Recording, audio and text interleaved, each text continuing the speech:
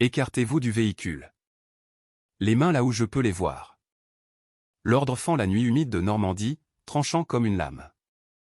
Les lumières fluorescentes de la station-service au-dessus de nos têtes grésillent et vacillent, projetant des ombres dures sur le bitume fissuré. La pompe a déjà cliqué, s'arrêtant net. 42 € de samplon 95. La transaction est terminée, mais la nuit est loin, très loin d'être finie. Une femme se tient à côté d'un Renault Espace d'une douzaine d'années, son pare-chocs arrière cabossé captant l'éclat des phares qui approchent. Sa posture demeure détendue, les épaules relâchées, les mains visibles le long de ses flancs, une sorte de calme qui vient de la conscience aiguë de la volatilité de l'instant et du choix délibéré de ne pas envenimer la situation. Deux policiers s'approchent sous des angles différents. Espacement tactique. L'un se déplace vers le côté conducteur, sa lampe de poche levée, le faisceau balayant l'intérieur du véhicule. L'autre contourne vers la portière passager, la main posée près de sa ceinture. Son insigne accroche la lumière. L'agent Léo Bertrand, début de la trentaine, bâti comme quelqu'un qui a passé plus de temps à la salle de sport que derrière un bureau.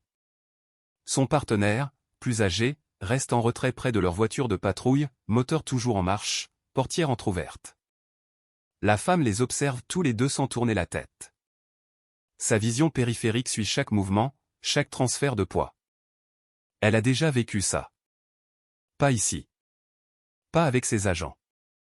Mais le scénario lui est familier.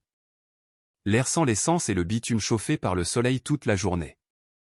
Les grillons chantent au loin. Un semi-remorque passe en grondant sur la nationale, ses feux arrière rouges disparaissant dans l'obscurité, hors de portée de la station-service. Bertrand s'arrête à 1 mètre, trop près pour être à l'aise, assez près pour intimider. Le faisceau de sa lampe torche passe de son visage à ses mains, puis à l'intérieur de son véhicule, cherchant quelque chose, n'importe quoi. Elle ne bronche pas, ne détourne pas le regard, elle attend simplement. Le second policier sort maintenant complètement de la voiture de patrouille. Le commissaire Stéphane Dubois, la quarantaine bien entamée, les tempes grisonnantes, son uniforme impeccable malgré l'heure tardive. Il marche d'un pas mesuré, celui de quelqu'un qui fait ce métier depuis assez longtemps pour savoir quand quelque chose ne va pas. Et en ce moment, à en juger par la façon dont ses yeux se plissent en étudiant la femme debout sous les néons, quelque chose lui semble très anormal. La voix de Bertrand retentit à nouveau, plus forte cette fois, plus agressive, comme s'il essayait de provoquer une réaction. Vos papiers et la carte grise. Maintenant. La femme avance lentement la main vers la poche de sa veste. Mouvement délibéré, pas de geste brusque. Ses doigts se glissent à l'intérieur. Pas pour des documents, pour autre chose. La main de Stéphane tombe sur son arme, sans la dégainer, juste prête. Ses yeux sont rivés sur la main de la femme alors qu'elle émerge de la veste, tenant un petit étui en cuir. Noir, modèle réglementaire, le genre qui contient une carte professionnelle. Elle l'ouvre d'un coup sec. Plaque dorée. Sceau de la République. Police judiciaire. Les lumières fluorescentes au-dessus semblent grésiller plus fort dans le silence soudain. La lampe de Bertrand vacille. Stéphane se fige en plein mouvement, son visage se vidant de toute couleur alors qu'il réalise ce qu'il voit, ce qu'elle vient de révéler. Sa voix, quand elle parle, porte le poids de l'autorité acquise au fil des années de service. Calme, froide, inébranlable. Vous pointez une arme sur un agent fédéral, Stéphane. L'utilisation de son prénom le frappe comme un coup physique. La reconnaissance traverse son visage. Puis quelque chose de plus profond. Le choc. La confusion. Quelque chose qui ressemble presque à du chagrin. L'imprimante de reçu de la pompe à essence bégaye en arrière-plan. Transaction terminée. Horodatage 23h49 et 17 secondes. L'horloge avance, déclenchant une confrontation préparée depuis 12 ans. Derrière eux, la radio de la voiture de patrouille crépite. La répartition mentionne un mandat fédéral. La main de Stéphane a un soubresaut vers son micro, puis s'arrête, car il connaît cette voix, connaît ce visage, connaît la femme qui se tient devant lui avec une plaque fédérale à la main et 12 années de silence entre eux. La nuit n'est pas terminée. Elle ne fait que commencer.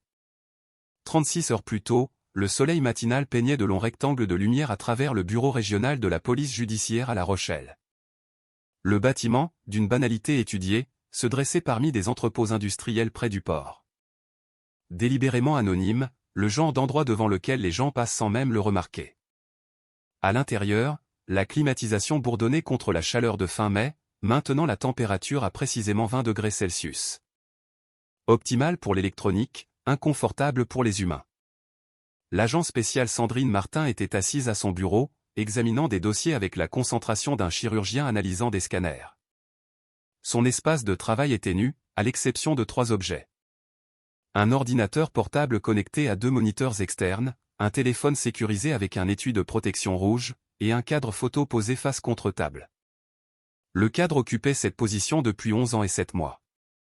Elle ne le retournait jamais, ne regardait jamais la photographie qu'il contenait, mais ne l'enlevait jamais non plus. Son café était posé à exactement 10 cm du bord droit du clavier. Un sachet de sucre, remué 2 fois, dans le sens des aiguilles d'une montre, jamais dans le sens inverse. De petits rituels, le genre qui fournissait une structure quand rien d'autre dans la vie ne pouvait être contrôlé.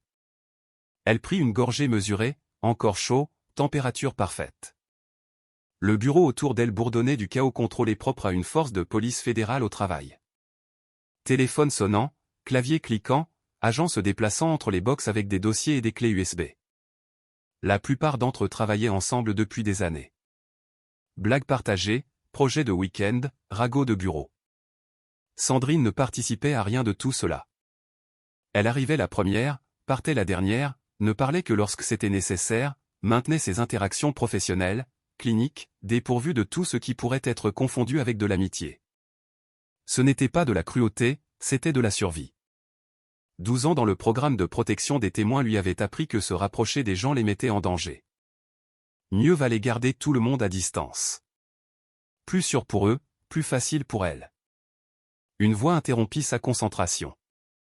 L'agent Lucas Mercier s'approchait de la salle de pause avec son propre café. Milieu de la trentaine, bien habillé, il demandait toujours la permission avant d'interrompre, contrairement à la plupart des membres du bureau. Agent Martin, vous êtes attendu pour le briefing sur la surveillance du port. Salle de conférence dans 5 minutes. Elle hocha la tête une fois. Pas de petite conversation. Pas de « Comment s'est passé votre week-end » ou « Avez-vous vu le match hier soir ?» Juste un accusé de réception et un retour au travail. Mercier s'attarda un instant, comme s'il voulait dire autre chose, puis se ravisa et s'éloigna.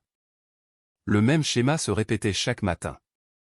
Il la traitait différemment des autres, plus formellement, comme si elle était son supérieure. Même si leurs grades étaient les mêmes, elle n'avait jamais demandé pourquoi. Elle ne voulait pas savoir. 5 minutes plus tard, elle entra dans la salle de conférence. 6 agents déjà assis. L'agent superviseur Jean Dupont se tenait à l'avant, télécommande à la main, affichant des images sur l'écran mural, des conteneurs maritimes, des manifestes, des cercles rouges marquant les saisies de preuves du commissariat de La Rochelle. Sandrine prit place dans le coin arrière.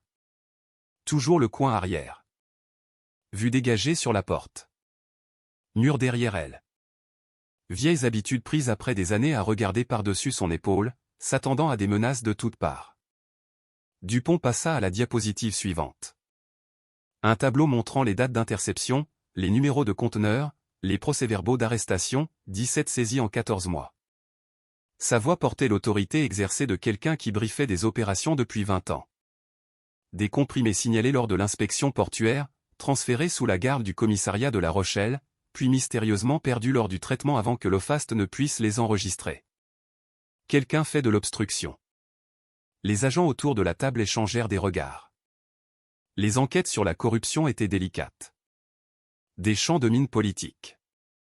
La coopération interagence pouvait s'évaporer du jour au lendemain si la mauvaise personne se sentait menacée.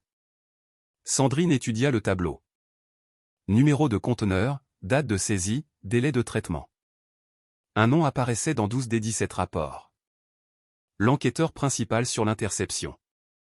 L'agent qui avait personnellement supervisé le transfert de la garde fédérale au stockage des preuves locales. Le commissaire Stéphane Dubois. Son café restait intact sur la table maintenant, le nom sur l'écran attirant son attention comme une force gravitationnelle. Elle savait qu'il était toujours ici, à La Rochelle, elle le savait depuis des mois. Les recherches de dossiers nécessaires pour cette opération avaient rendu impossible d'éviter cette information. Mais voir son nom dans une documentation officielle liée à des discordances de preuves rendait la chose réelle d'une manière à laquelle elle ne s'était pas préparée. Dupont continua, le schéma suggère une coordination au niveau du commissariat. Des agents locaux interceptent les cargaisons, remplissent des documents montrant une destruction en bonne et due forme, mais le produit n'arrive jamais à l'incinérateur. Il est détourné, vendu, et quelqu'un au sein du commissariat de La Rochelle facilite tout ça. Un agent de liaison de l'autorité portuaire, un homme blanc d'âge moyen, bien après son apogée, se pencha en arrière sur sa chaise et marmonna juste assez fort pour que la table entende. Les fédéraux pensent toujours mieux savoir que les flics de terrain.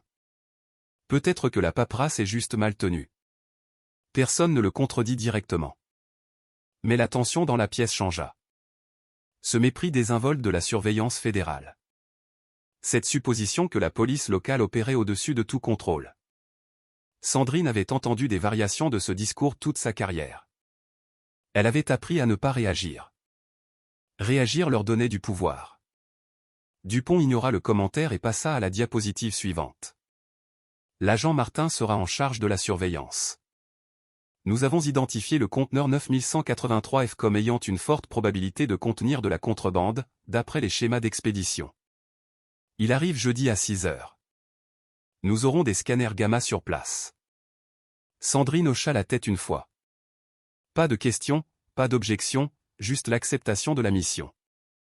Le briefing se poursuivit pendant encore 20 minutes. Logistique, protocole de chaîne de possession, préparation des mandats. Lorsque Dupont les congédia, les agents sortirent en petits groupes, discutant de leurs projets pour le déjeuner, se plaignant de la paperasse, prévoyant d'aller boire un verre après le service. Sandrine partit seule, se dirigea vers son bureau, ouvrit la base de données sécurisée et commença à extraire les dossiers sur le conteneur 9183F. Origine de l'expédition, contenu déclaré, documentation douanière, construisant la base de ce qui devrait être une preuve irréfutable si cela se transformait en poursuite. Son téléphone vibra. Le portable personnel, pas le sécurisé. Un texto d'un numéro inconnu. On sait ce que vous cherchez. Arrêtez. Elle fixa l'écran pendant 3 secondes, puis supprima le message. Capture d'écran effectuée d'abord. Horodaté. Enregistré sur un stockage cloud chiffré. Des preuves. Toujours des preuves. L'expéditeur avait accès à son numéro personnel. Cela nécessitait des efforts, des ressources. Quelqu'un prêtait attention à son enquête, ce qui signifiait qu'elle était proche de quelque chose qu'il voulait désespérément garder caché. L'après-midi se fondit dans le soir. Sandrine travailla pendant le déjeuner. Barre protéinée à son bureau, eau de la fontaine filtrée, pas de pause de l'écran. À 17 heures, la plupart du bureau s'était vidé. Mercier s'arrêta à son box en sortant, sa veste sur le bras. « Agent Martin, vous comptez rester toute la nuit ? Je termine juste. Je ne serai pas longue. » Il hocha la tête mais ne bougea pas. Cette même hésitation du matin, comme s'il pesait le pour et le contre de pousser plus loin ou de respecter la limite qu'elle avait clairement établie. « Pour ce que ça vaut, dit-il prudemment, vous êtes doué pour ça. Le travail de surveillance, l'analyse des schémas, le meilleur que j'ai vu. » Elle leva les yeux de son écran, croisa son regard, chercha un angle, une manipulation. Un motif ultérieur derrière le compliment. Ne trouva rien d'autre que de la sincérité, ce qui le rendit plus troublant. Merci. C'est apprécié. Il partit. Elle retourna à ses dossiers. Une autre heure passa, puis 2. Le bureau s'assombrit autour d'elle. Seule la lueur des moniteurs et des panneaux de sortie de secours fournissait un éclairage.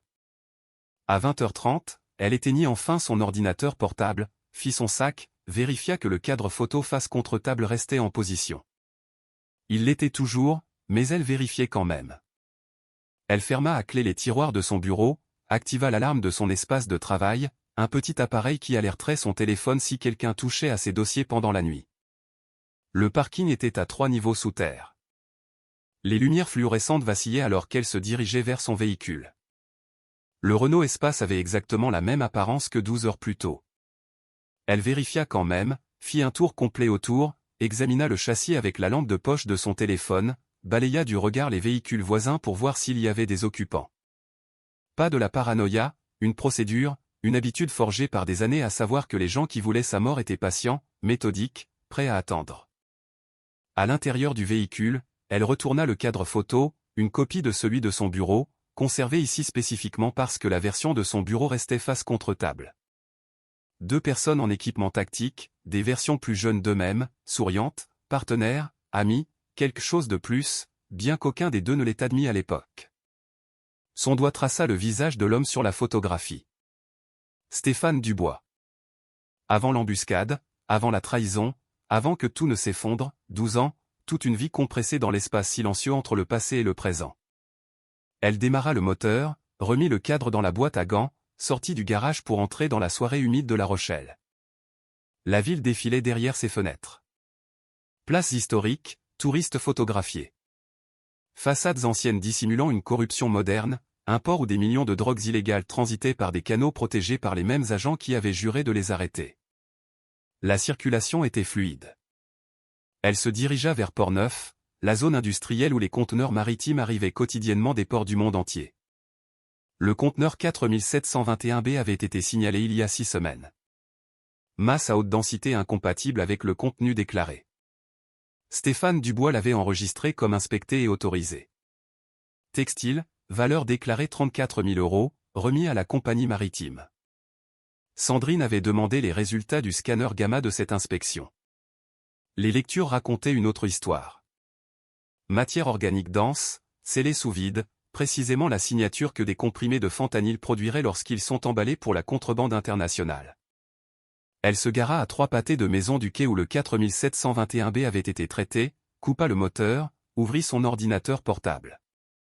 Le système de suivi montrait le statut actuel du conteneur, détruit selon le protocole d'épreuve, incinéré à l'installation du département 4 semaines après la saisie.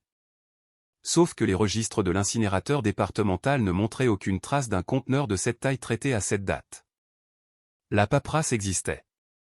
Le reçu de destruction avait été classé, mais la preuve physique de l'incinération était absente. Quelqu'un avait fait disparaître le 4721B, fait disparaître 40 kg de fentanyl, et avait couvert ses traces avec des documents qui semblaient légitimes, à moins de savoir exactement quel registre croiser. Sandrine photographia le quai, horodaté, géolocalisé, construisant la piste de preuve brique par brique méthodique. Des phares balayèrent son pare-brise. Une voiture de patrouille du commissariat de La Rochelle roulant lentement dans la zone industrielle. Rien d'inhabituel. La sécurité portuaire impliquait des patrouilles régulières. Mais quelque chose dans le timing semblait suspect. Délibéré. La voiture de patrouille s'arrêta à 30 mètres, se garant parallèlement à sa position. Pas de gyrophare. Pas d'action. Juste assise là, à observer. Elle vérifia le numéro du véhicule, le croisa avec les listes de services qu'elle avait extraites plus tôt. L'agent Léo Bertrand, de service, affecté à la surveillance du port. Sa ronde couvrait exactement cette zone. Sandrine zooma avec l'objectif de son appareil photo, observa à travers le viseur Bertrand sortir de son véhicule. Pas d'uniforme, Jean, veste sombre. Il se dirigea vers le quai des conteneurs qu'elle avait photographié. S'arrêta à une unité spécifique, 9183F, le même conteneur que Dupont avait signalé lors du briefing du matin. Celui dont l'inspection était prévue pour jeudi. Bertrand sortit quelque chose de sa poche. Une sorte d'outil. Força le scellé sur les portes du conteneur. Le métal gémit alors qu'il les ouvrait de force. Disparut à l'intérieur. Ressortit 10 minutes plus tard avec un sac de sport, assez lourd pour qu'il doive ajuster sa prise 2 fois, le ramenant à son véhicule. Sandrine immortalisa chaque instant, l'obturateur cliquant silencieusement, les fichiers numériques s'enregistrant sur un stockage chiffré, sauvegardé automatiquement sur des serveurs cloud dès que son téléphone détectait un signal. Bertrand s'en alla. Elle attendit 5 minutes, puis s'approcha du conteneur. Le scellé avait été brisé. Remplacé par un nouveau, identique à l'original, à l'exception du numéro de série. Quelqu'un qui ne saurait pas vérifier le manifeste par rapport au scellé physique ne remarquerait jamais la substitution. Elle photographia le nouveau scellé, son numéro, l'emplacement du quai, chaque détail qui compterait lorsque l'affaire serait portée en justice, puis retourna à son Renault Espace et ouvrit la base de données fédérale sur son ordinateur portable, ses doigts volant sur le clavier. Conteneur 4721B inspecté le 19 avril 2024 à 14h30. Agent principal, commissaire Stéphane Dubois. Contenu, textile, valeur déclarée 34 000 €. Aucune contrebande détectée. Statut, libéré. Elle changea d'onglet, afficha les résultats du scanner gamma de sa propre analyse. Le même conteneur, nouvelle signature, masse à haute densité signalée. Le genre de lecture qui aurait dû déclencher une intervention fédérale immédiate. Quelqu'un l'avait libéré à nouveau après l'inspection initiale. Quelqu'un ayant accès au stockage des preuves de la police. Quelqu'un qui savait exactement quels conteneurs cibler et comment les faire disparaître des registres officiels. Son téléphone vibra. Un autre texto. Numéro inconnu différent cette fois. Arrêtez de poser des questions. Elle fit une capture d'écran, l'enregistra, l'ajouta au dossier croissant de preuves numériques. Les menaces signifiaient la proximité de la vérité. Elle se rapprochait. Il devenait nerveux. Assez proche pour qu'il soit passé de l'observation à l'intimidation. La question était, qui était-il? Bertrand, évidemment, mais il n'était pas assez intelligent pour orchestrer seul ce niveau de coordination. Quelqu'un de plus haut gradé tirait les ficelles. Quelqu'un avec l'autorité de modifier les registres de preuves, de manipuler les rapports d'inspection et de protéger les flics corrompus de tout examen. Quelqu'un comme un commissaire divisionnaire ou un commissaire superviseur avec 12 ans d'expérience et un dossier impeccable qui pourrait ne pas être aussi impeccable sous un examen plus attentif. Sandrine ferma son ordinateur portable, démarra le moteur. L'heure tardive et l'épuisement croissant lui pesaient sur le crâne, mais elle avait travaillé malgré tout. Le sommeil pouvait attendre. La justice était patiente. Elle l'avait appris à la dure. Le trajet jusqu'à son appartement fonctionnel prit 20 minutes. Un petit 2 pièces dans un complexe qui accueillait des locataires à court terme, meublé par IKEA. Mur nu, à l'exception d'un cadre photo, en permanence face contre table, tout comme celui de son bureau. Elle vivait ici depuis 11 mois, n'avait jamais décoré, n'avait jamais fait en sorte que cela ressemble à un foyer. Le foyer était un concept d'une autre vie. Avant le programme de protection des témoins, avant que la gendarmerie nationale ne la déplace 8 fois en 6 ans, chaque lieu plus temporaire que le précédent. Avant qu'elle n'apprenne que l'attachement au lieu ou aux personnes était un handicap qu'elle ne pouvait pas se permettre. Elle prépara le dîner, portions mesurées, poulet grillé, riz complet, légumes vapeur, le genre de repas conçu pour la fonction, pas pour le plaisir. Mangea au comptoir de la cuisine tout en examinant des dossiers sur son ordinateur portable. Le travail ne s'arrêtait jamais. Les affaires ne se classaient pas d'elles-mêmes. À 23 heures, ses yeux la brûlaient à cause du temps passé devant l'écran. Elle éteignit l'ordinateur, vérifia les serrures de sa porte, peine dormant, chaîne, barre de porte, vérifia les fenêtres, sécurisée, alarme activée, vérifia son arme, chargée, sécurité enclenchée, positionnée à portée de main de son lit. L'appartement était silencieux, à l'exception du bourdonnement du réfrigérateur et des bruits de circulation lointains de la rue en contrebas. Elle resta allongée dans l'obscurité, fixant le plafond, et pensa à Stéphane Dubois, à l'homme qu'elle avait connu il y a 12 ans par rapport au commissaire dont le nom apparaissait sur 17 rapports de preuves suspects. Était-il la même personne? Avait-il changé, ou n'avait-elle simplement jamais vu la corruption cachée sous la surface? Le sommeil ne vint pas facilement. Il ne venait jamais facilement, mais finalement, l'épuisement l'emporta sur l'anxiété, et elle sombra dans une inconscience agitée. Ses rêves étaient remplis de conteneurs maritimes et de trahison, et du bruit des coups de feu d'une embuscade. Elle avait survécu, mais ne s'en était jamais échappée. La nuit suivante arriva avec la même attente humide que chaque soirée de fin mai en Normandie. Sandrine traversait la périphérie de La Rochelle, retournant vers le port pour une autre mission de surveillance.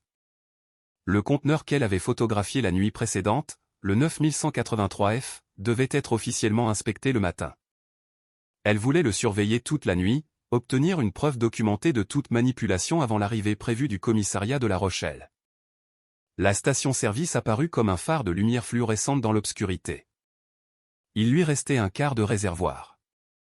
Elle s'y engagea, choisit une pompe, coupa le moteur. Les fenêtres de la supérette brillaient. Un employé était visible à l'intérieur, remplissant les étagères. 2 autres véhicules à des pompes éloignées. Un semi-remorque faisant le plein. Une vieille berline avec un conducteur somnolent au volant. Sandrine inséra sa carte de crédit, sélectionna le samplon 95, replaça le pistolet dans son réservoir, et attendit que les chiffres grimpent. 41 €. 42 €. La pompe cliqua et s'arrêta. C'est à ce moment-là que les phares balayèrent le parking. Une voiture de patrouille. Marquage du commissariat de La Rochelle. Elle arriva rapidement, se plaçant en biais par rapport à son véhicule avec le positionnement délibéré d'un contrôle d'interception. 2 agents en sortirent. Le conducteur était l'agent Bertrand, le même homme qu'elle avait photographié la nuit précédente, chargeant un sac de sport depuis un conteneur. La reconnaissance traversa son visage alors qu'il s'approchait, la main déjà en mouvement vers sa ceinture. Le second agent restait en retrait près de la voiture de patrouille, sa silhouette se découpant sur les phares. La voix de Bertrand portait cette agressivité particulière que les flics utilisent lorsqu'ils ont déjà décidé que quelqu'un est coupable et qu'ils ne font que suivre l'émotion en prétendant le contraire. « Madame, écartez-vous du véhicule. » Sandrine obtempéra, les mains visibles, pas de mouvement brusque. Chaque geste calculé pour éviter de fournir une quelconque justification à une escalade. Elle connaissait cette danse, avait été formée pour cela, l'avait vécue des dizaines de fois dans sa carrière. Parfois en tant que l'agent effectuant le contrôle, parfois en tant que la cible. La différence était de savoir quel rôle on jouait. Papier du véhicule, carte grise et assurance. Elle avança lentement la main vers sa veste. Ses doigts effleurèrent l'étui en cuir de sa carte professionnelle. Pas encore. Pas avant de ne plus avoir le choix. Puis-je vous demander pourquoi vous m'arrêtez, agent ? Le faisceau de la lampe de Bertrand frappa son visage. Aveuglant, délibéré, conçu pour la désorienter. Vous avez grillé ce stop 4 rues plus loin. Ce n'était pas vrai. Elle avait fait un arrêt complet, compté jusqu'à 3, puis était repartie. Force de l'habitude après des années à savoir que les infractions au code de la route étaient des excuses commodes pour des fouilles. Mais argumenter maintenant serait futile. Ils n'étaient pas là à cause d'un stop. Ils étaient là parce que quelqu'un avait remarqué sa surveillance, remarqué qu'elle photographiait des conteneurs, remarqué qu'elle se rapprochait trop de l'opération qu'il protégeait. Je vais vous demander de sortir du véhicule. Suis-je en état d'arrestation ? Sortez simplement du véhicule, madame. Aucune cause probable, aucune suspicion articulée au-delà d'une infraction au code de la route fabriquée.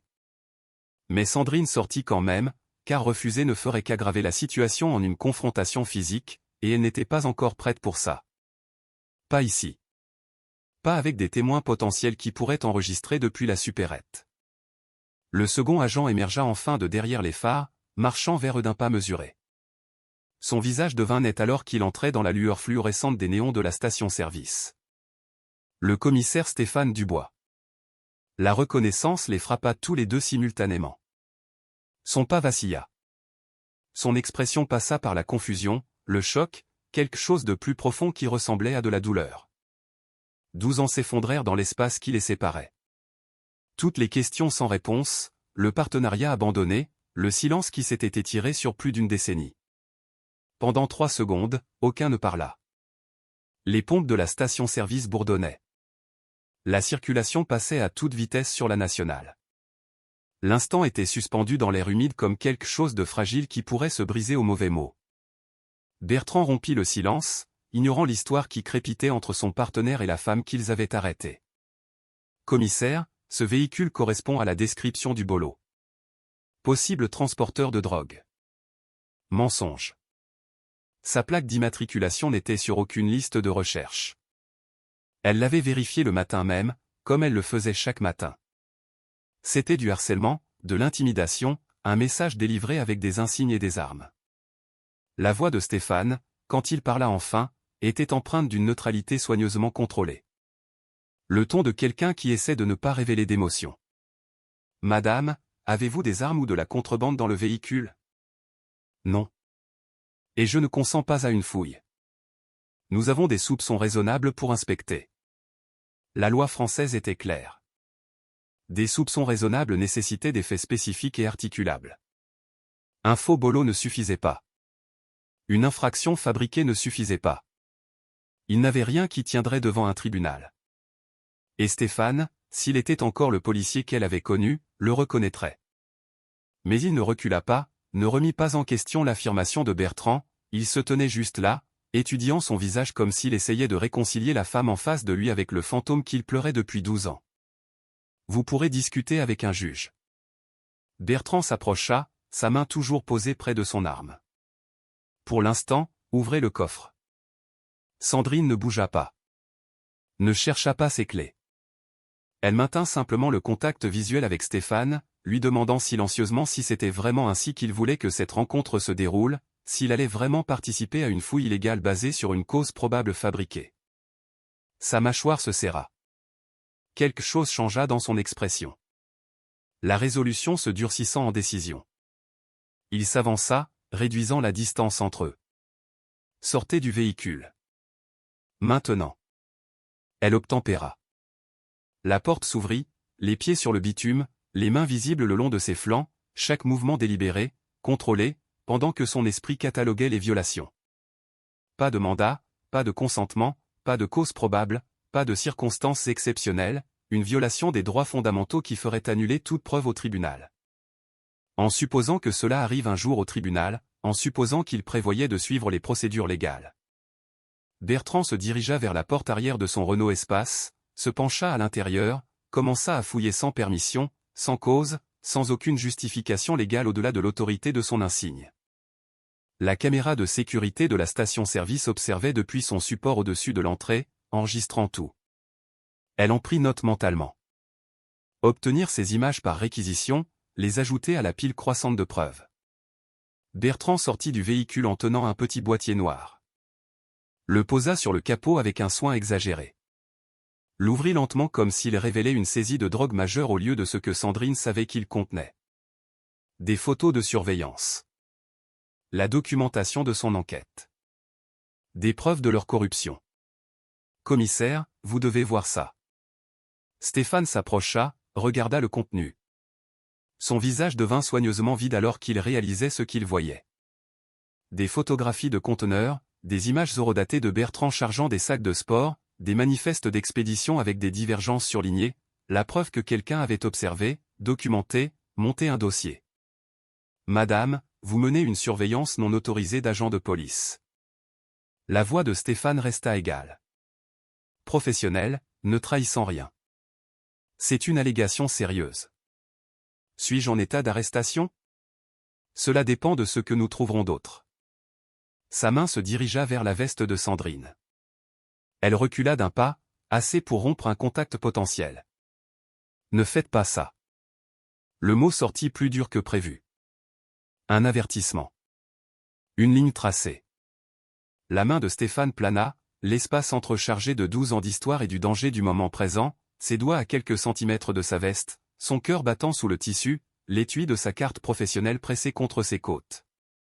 Elle pouvait mettre fin à cela maintenant, montrer sa plaque, affirmer son autorité fédérale, les regarder reculer et se disperser comme des cafards quand on allume la lumière de la cuisine.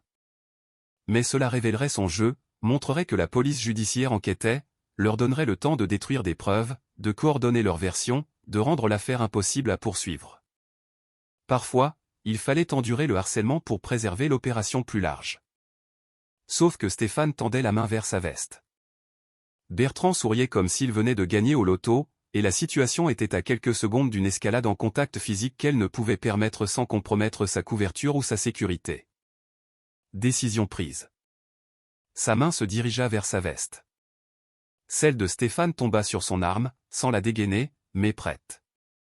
Une réaction tactique à son mouvement soudain. L'entraînement prenant le pas sur toute histoire personnelle entre eux. Elle sortit l'étui en cuir, l'ouvrit. La plaque dorée capta la lumière fluorescente. Police judiciaire, agent fédéral, une autorité qui primait sur la juridiction locale et faisait de tout ce qui s'était passé au cours des 5 dernières minutes un crime fédéral potentiel. Sa voix, quand elle parla, portait le poids du pouvoir institutionnel et de la fureur personnelle combinée en quelque chose de froid et d'absolu. Vous interférez avec une enquête fédérale, commissaire Dubois.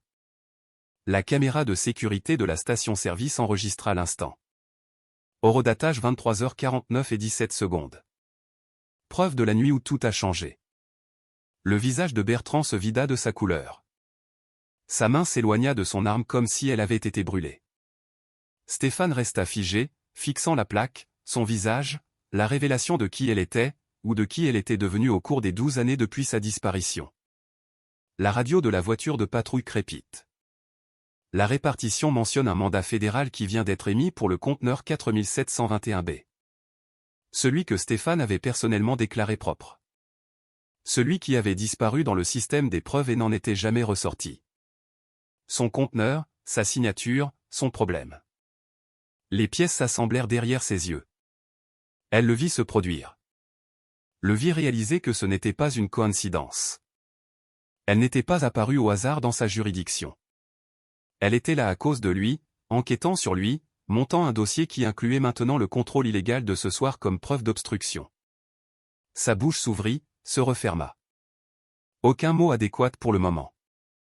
Sandrine tint la plaque fermement. Le laissa la voir. Laissa Bertrand la voir.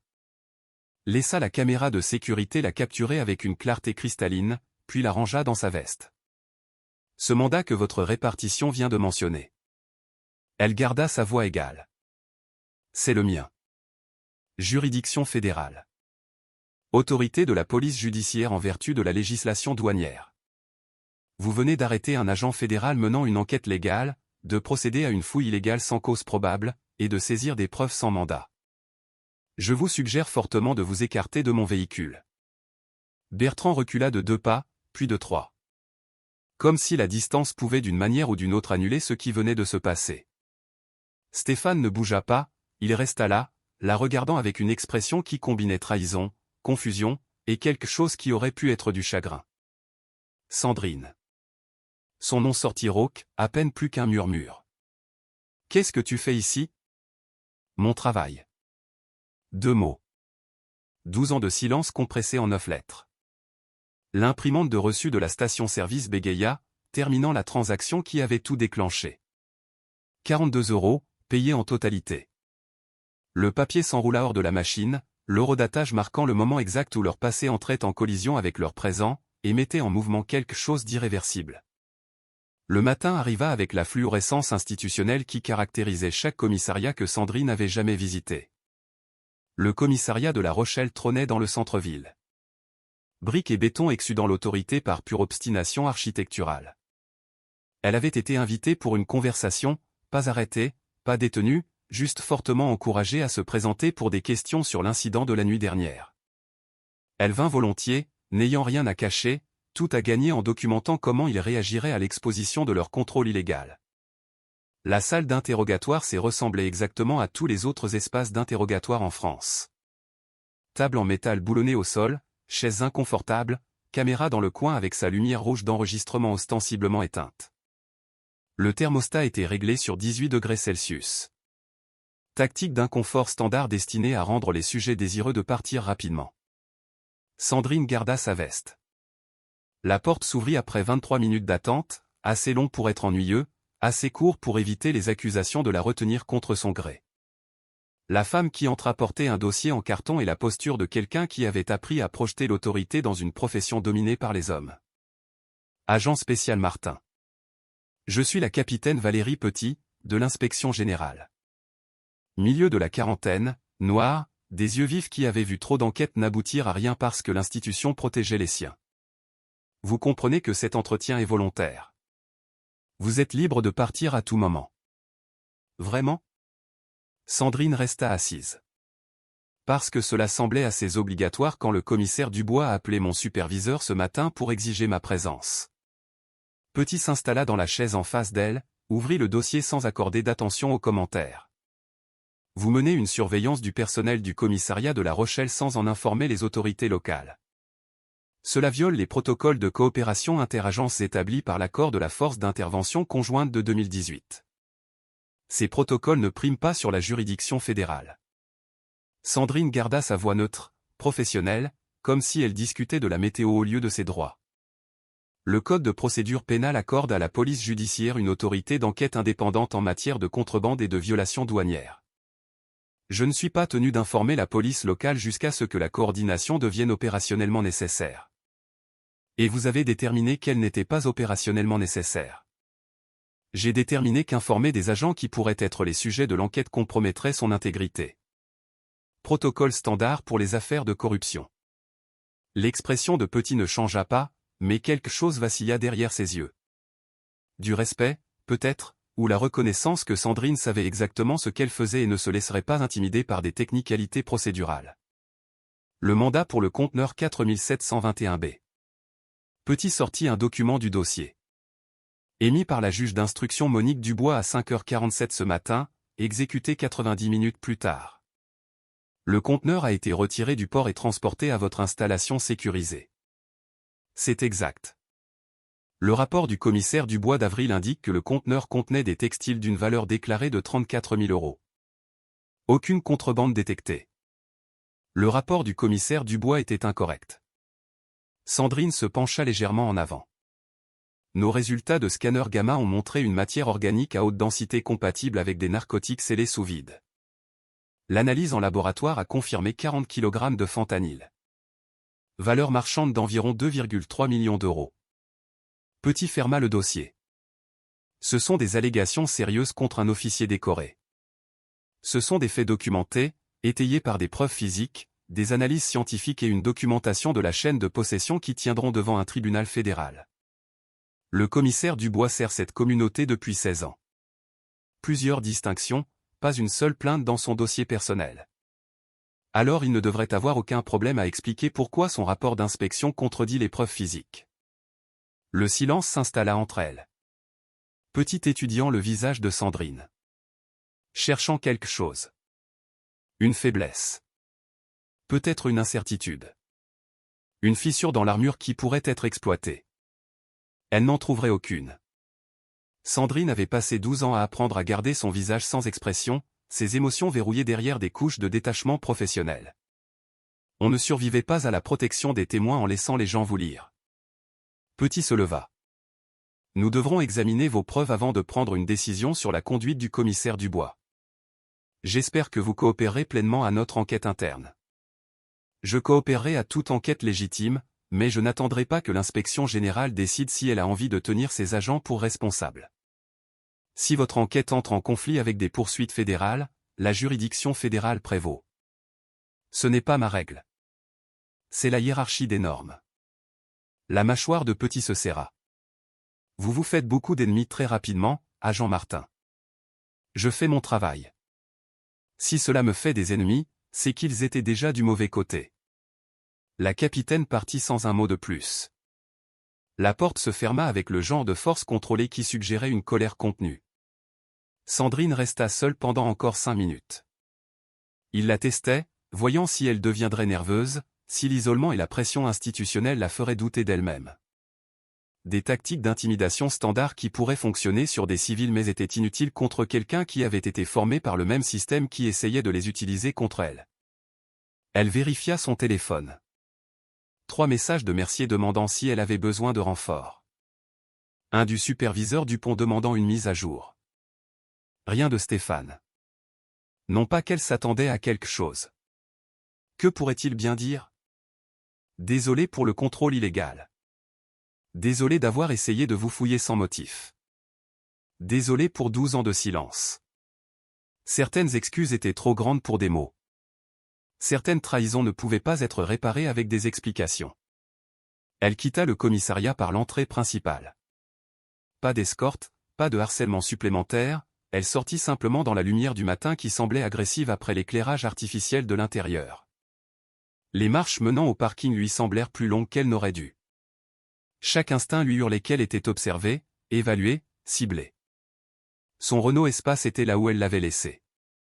Elle effectua son contrôle de sécurité standard, inspection visuelle, scan du châssis avec la lumière de son téléphone, examen de l'intérieur. Rien n'avait été visiblement touché, mais en déverrouillant la porte du conducteur, elle remarqua quelque chose d'anormal. Subtil, facile à manquer si on ne le cherchait pas. Le cylindre de la serrure montrait des rayures fraîches, de légères marques d'outils autour du trou de la clé. Quelqu'un avait crocheté la serrure, professionnellement. Pas de vitre brisée, pas d'effraction, juste une intrusion habile qui ne laissait presque aucune trace. Sandrine ouvrit la porte avec précaution. Rien ne semblait avoir été dérangé. Sa trousse de premiers secours était à sa place habituelle. Les papiers du véhicule et d'assurance étaient dans la boîte à gants, exactement là où elle les avait laissés. Même le cadre photo, celui qu'elle gardait face contre table, était en position. Mais quelqu'un avait été à l'intérieur. Elle pouvait le sentir, pouvait sentir la violation de son espace. Même si elle ne pouvait pas identifier immédiatement ce qui avait été déplacé ou fouillé. Elle sortit son téléphone, photographia les rayures, documenta la position de chaque objet à l'intérieur, construisit la piste de preuve, car s'ils s'introduisaient dans son véhicule, cela signifiait qu'ils avaient peur, qu'ils étaient désespérés, sur le point de faire quelque chose de stupide qui lui donnerait encore plus de poids. Le trajet jusqu'au bureau de la PJ prit 15 minutes. La circulation coopérait. La radio diffusait des nouvelles sur la politique locale et les prévisions météorologiques.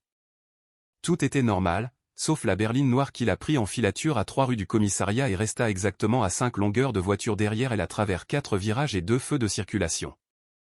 Ce n'était même pas subtil. Il voulait qu'elle sache qu'elle était suivie. Voulait qu'elle ressente la pression. Le message était clair. Nous vous observons. Nous savons où vous allez. Nous pouvons vous atteindre quand nous le voulons.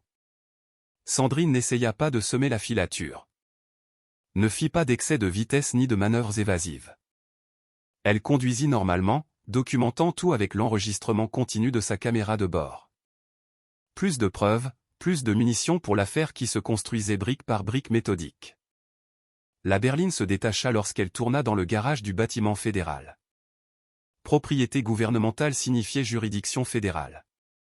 Ils ne risqueraient pas de la suivre sur un territoire où leur autorité s'évanouissait et la sienne s'amplifiait.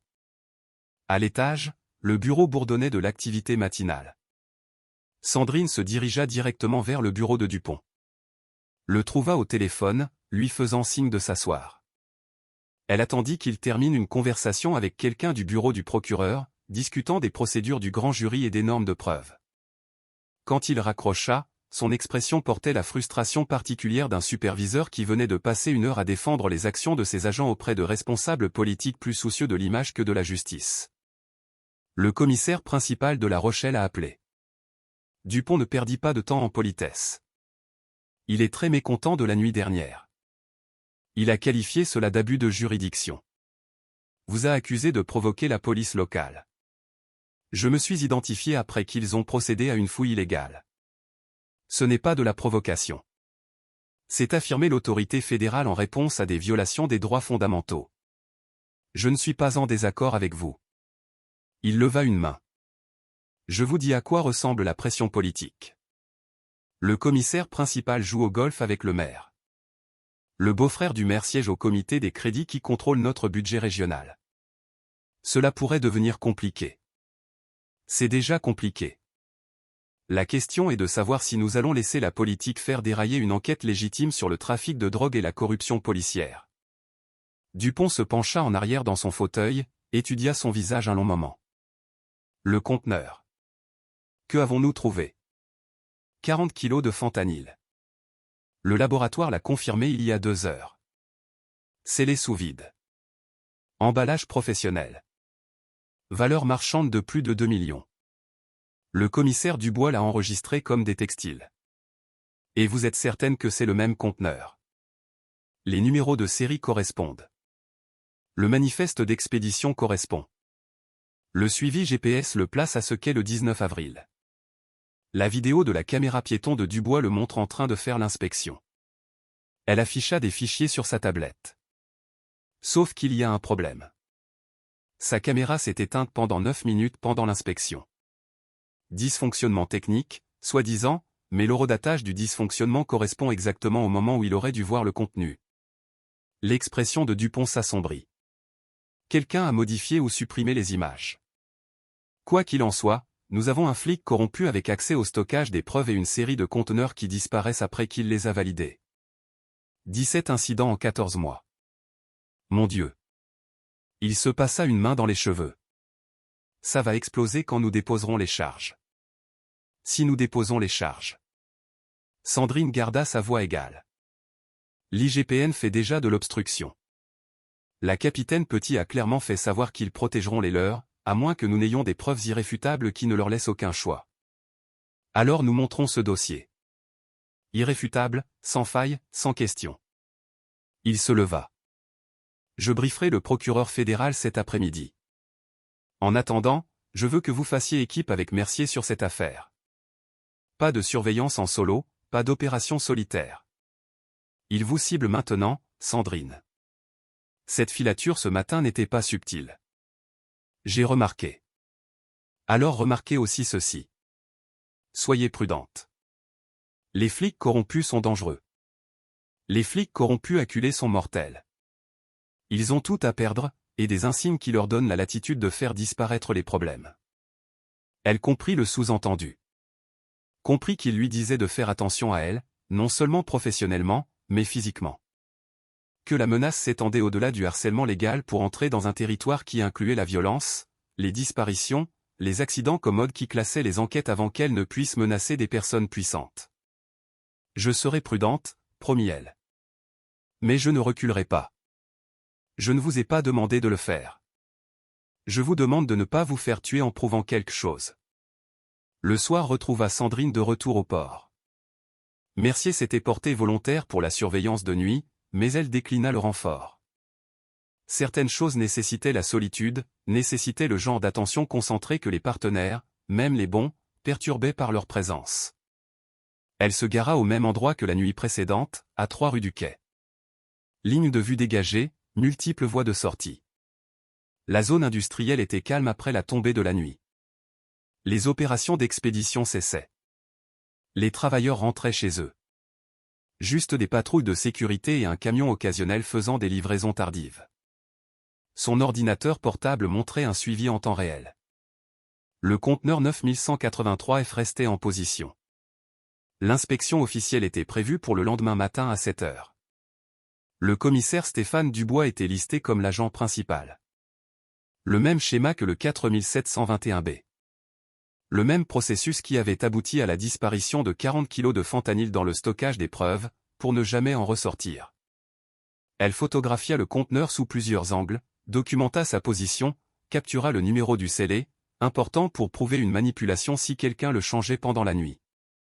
Chaque détail comptait, chaque photographie une preuve potentielle. Des phares s'approchèrent du sud. Elle reconnut le véhicule avant qu'il ne s'arrête complètement.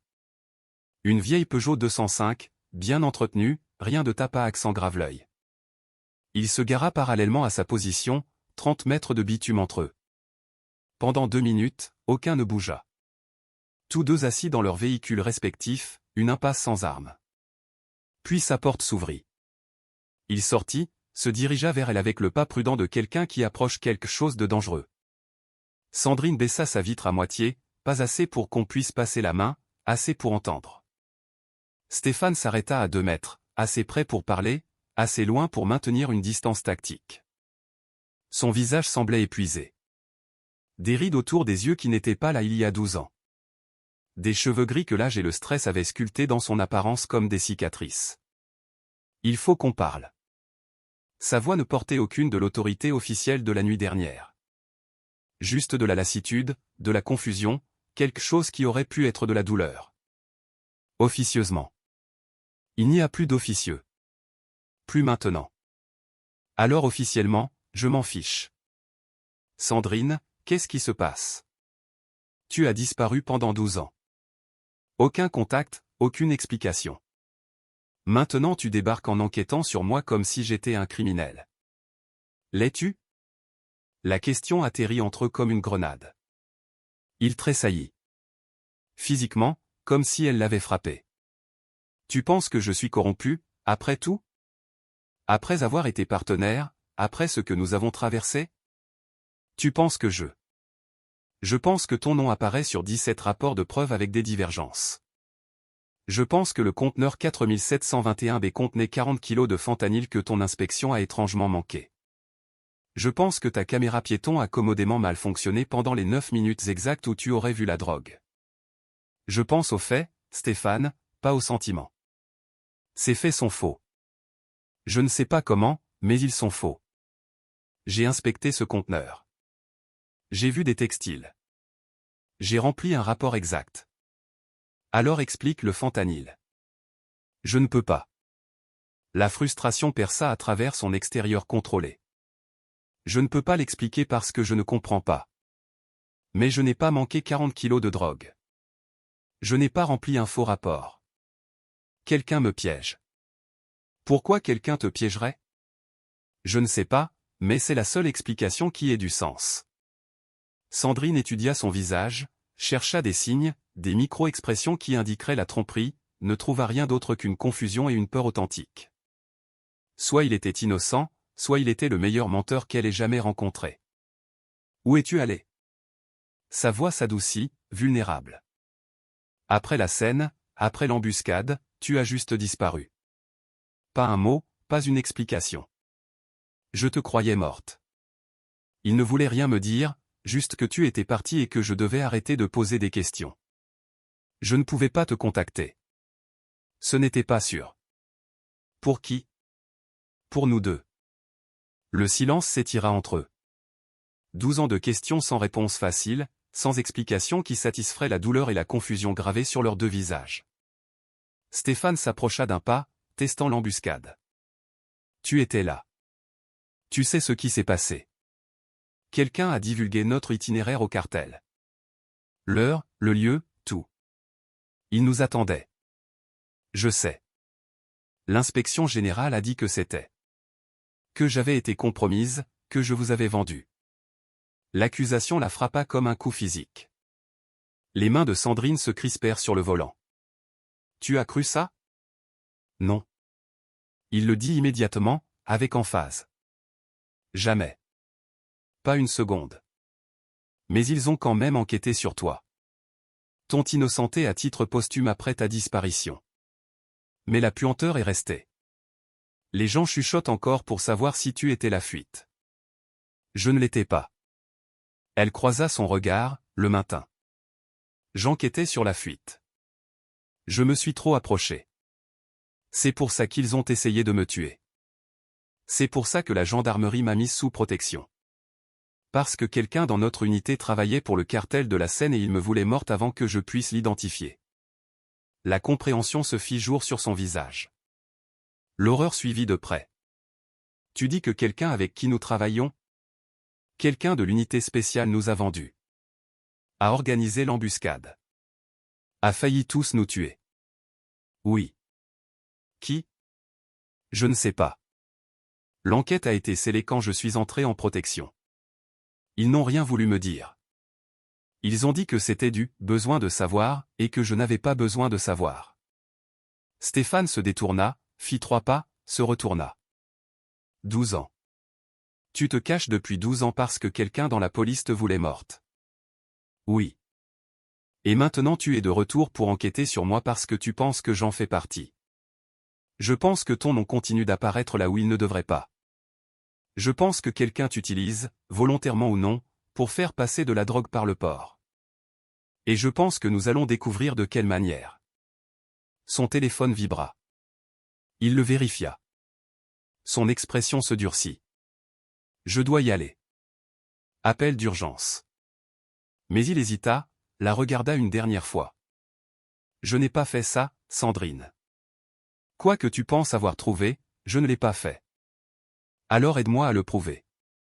Comment? Raconte-moi tout.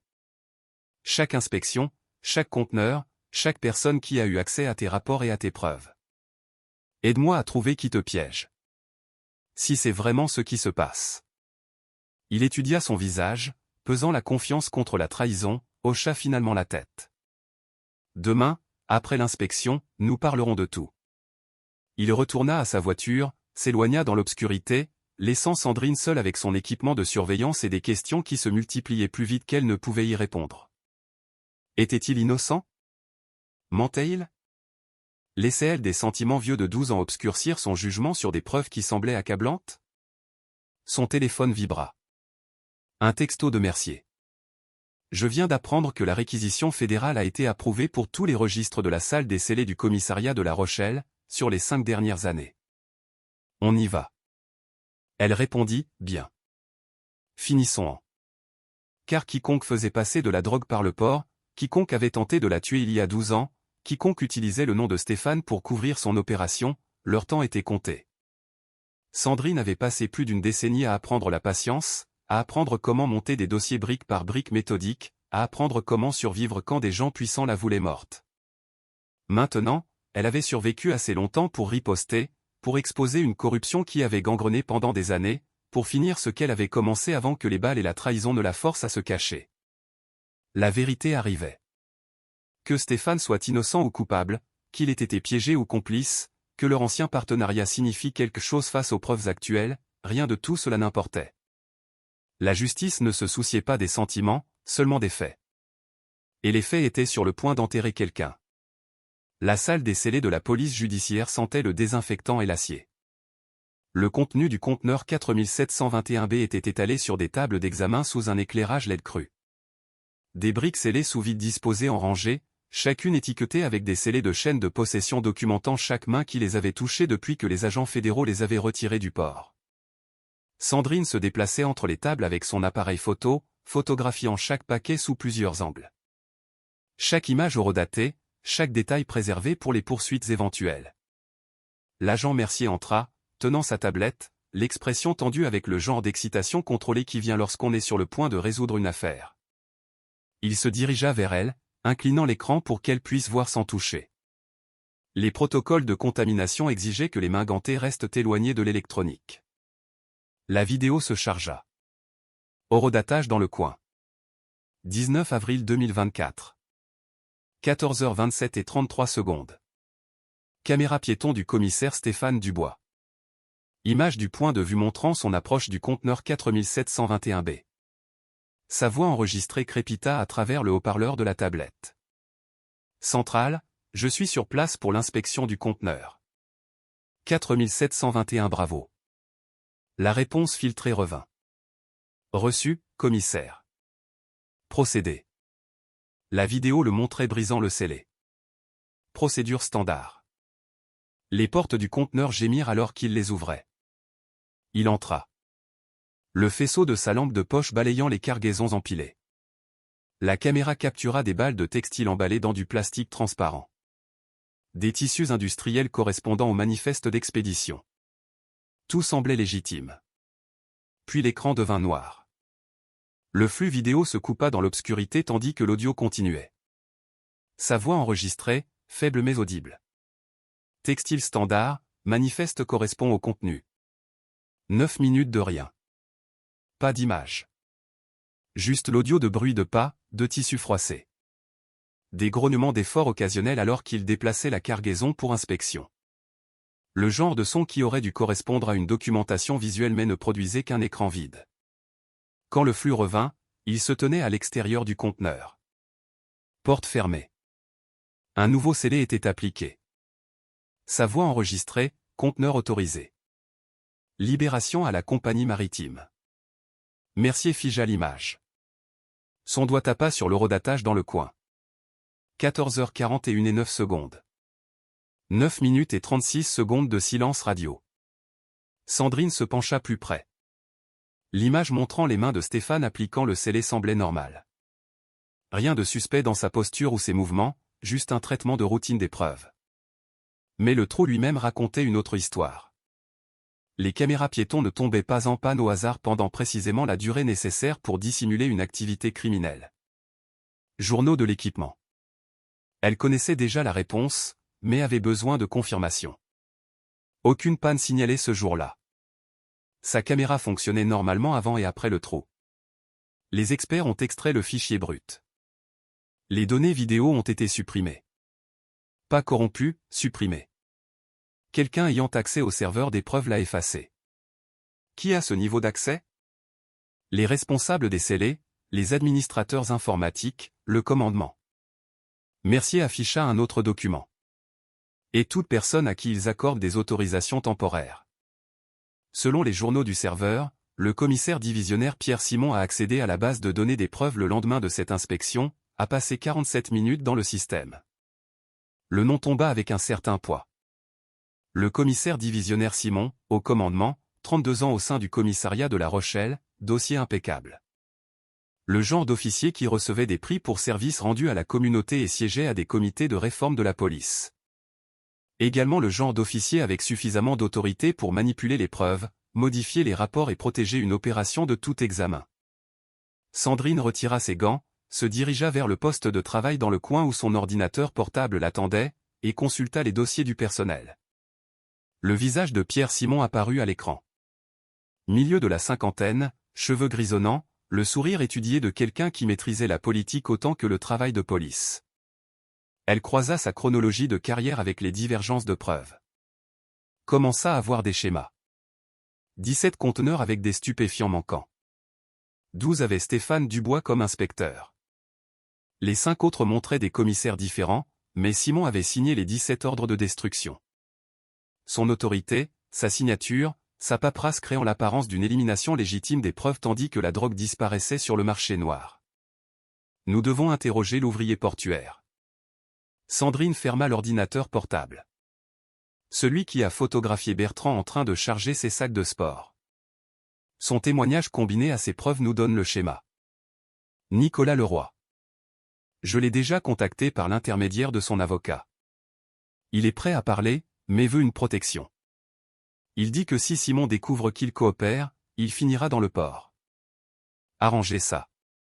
Protection fédérale des témoins. Le package complet. Je veux sa déclaration enregistrée avant que Simon ne réalise que nous sommes sur sa piste. Mercier hocha la tête, tapant déjà sur sa tablette.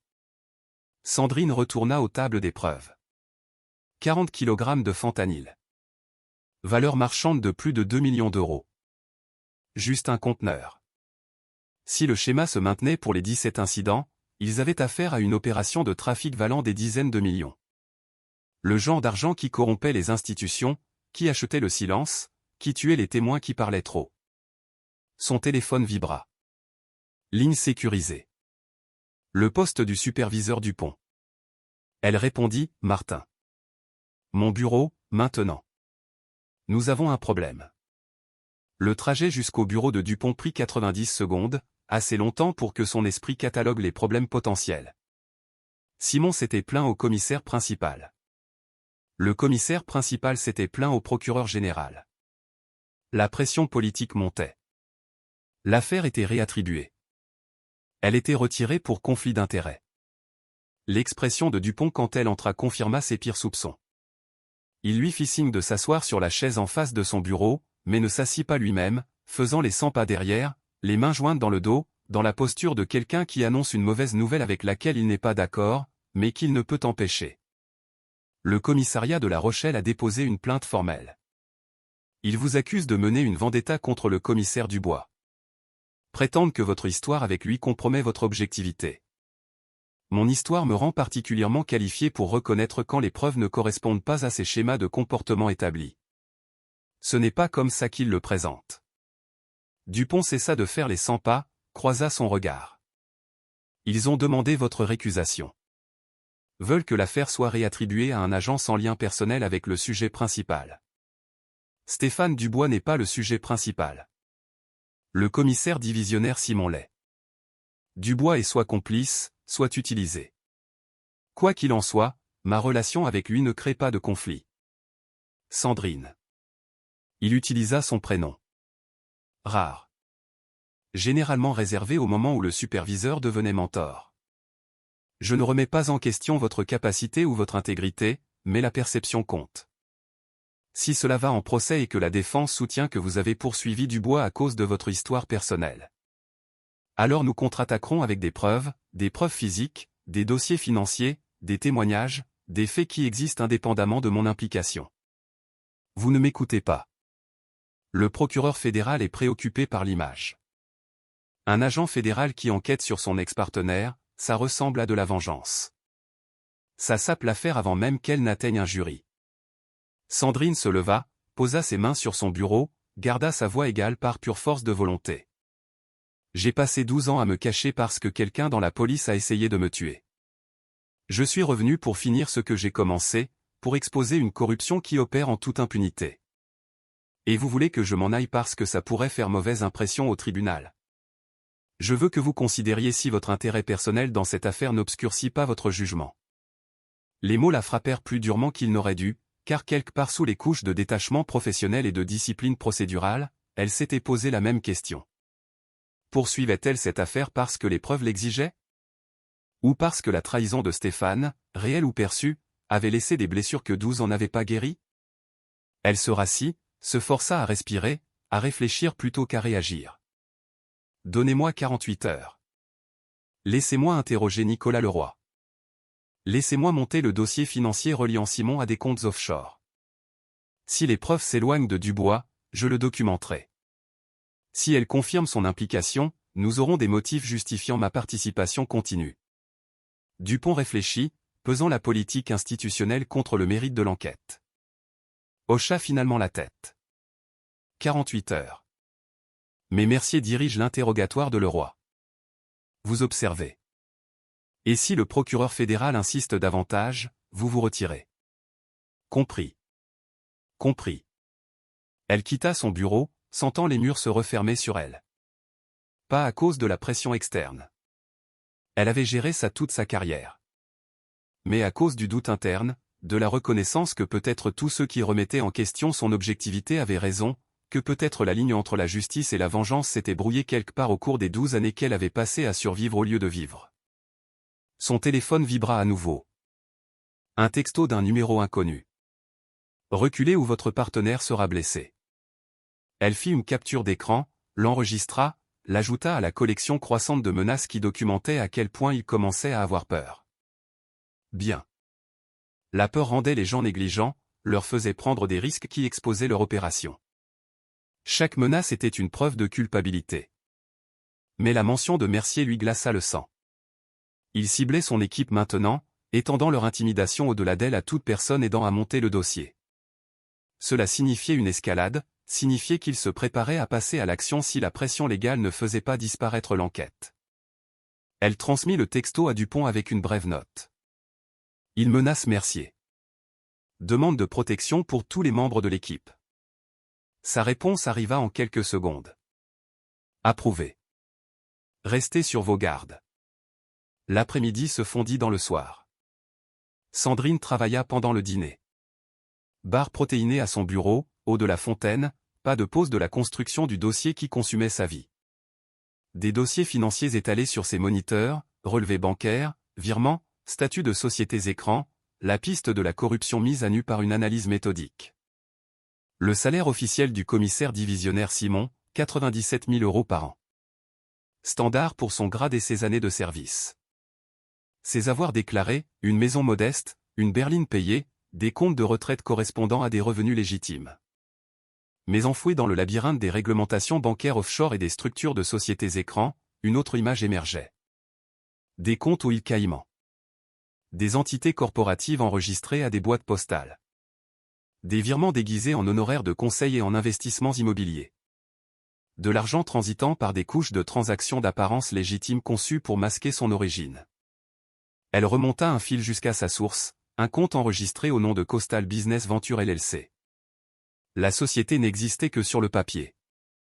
Pas d'employés, pas d'adresse physique, pas d'opération commerciale réelle. Mais elle recevait des dépôts réguliers de Savannah Port Service. Des paiements contractuels, légitimes en surface, sauf que Savannah Port Service appartenait à une autre société écran, qui appartenait à une autre. 3 niveaux plus bas, la propriété remontait au beau-frère de Simon.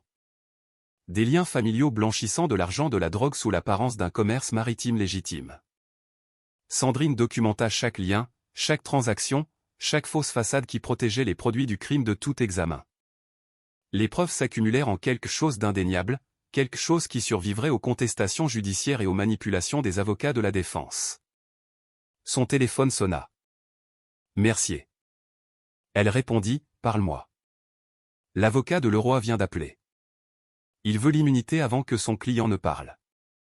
Protection totale contre les poursuites pour toute implication dans l'opération de trafic.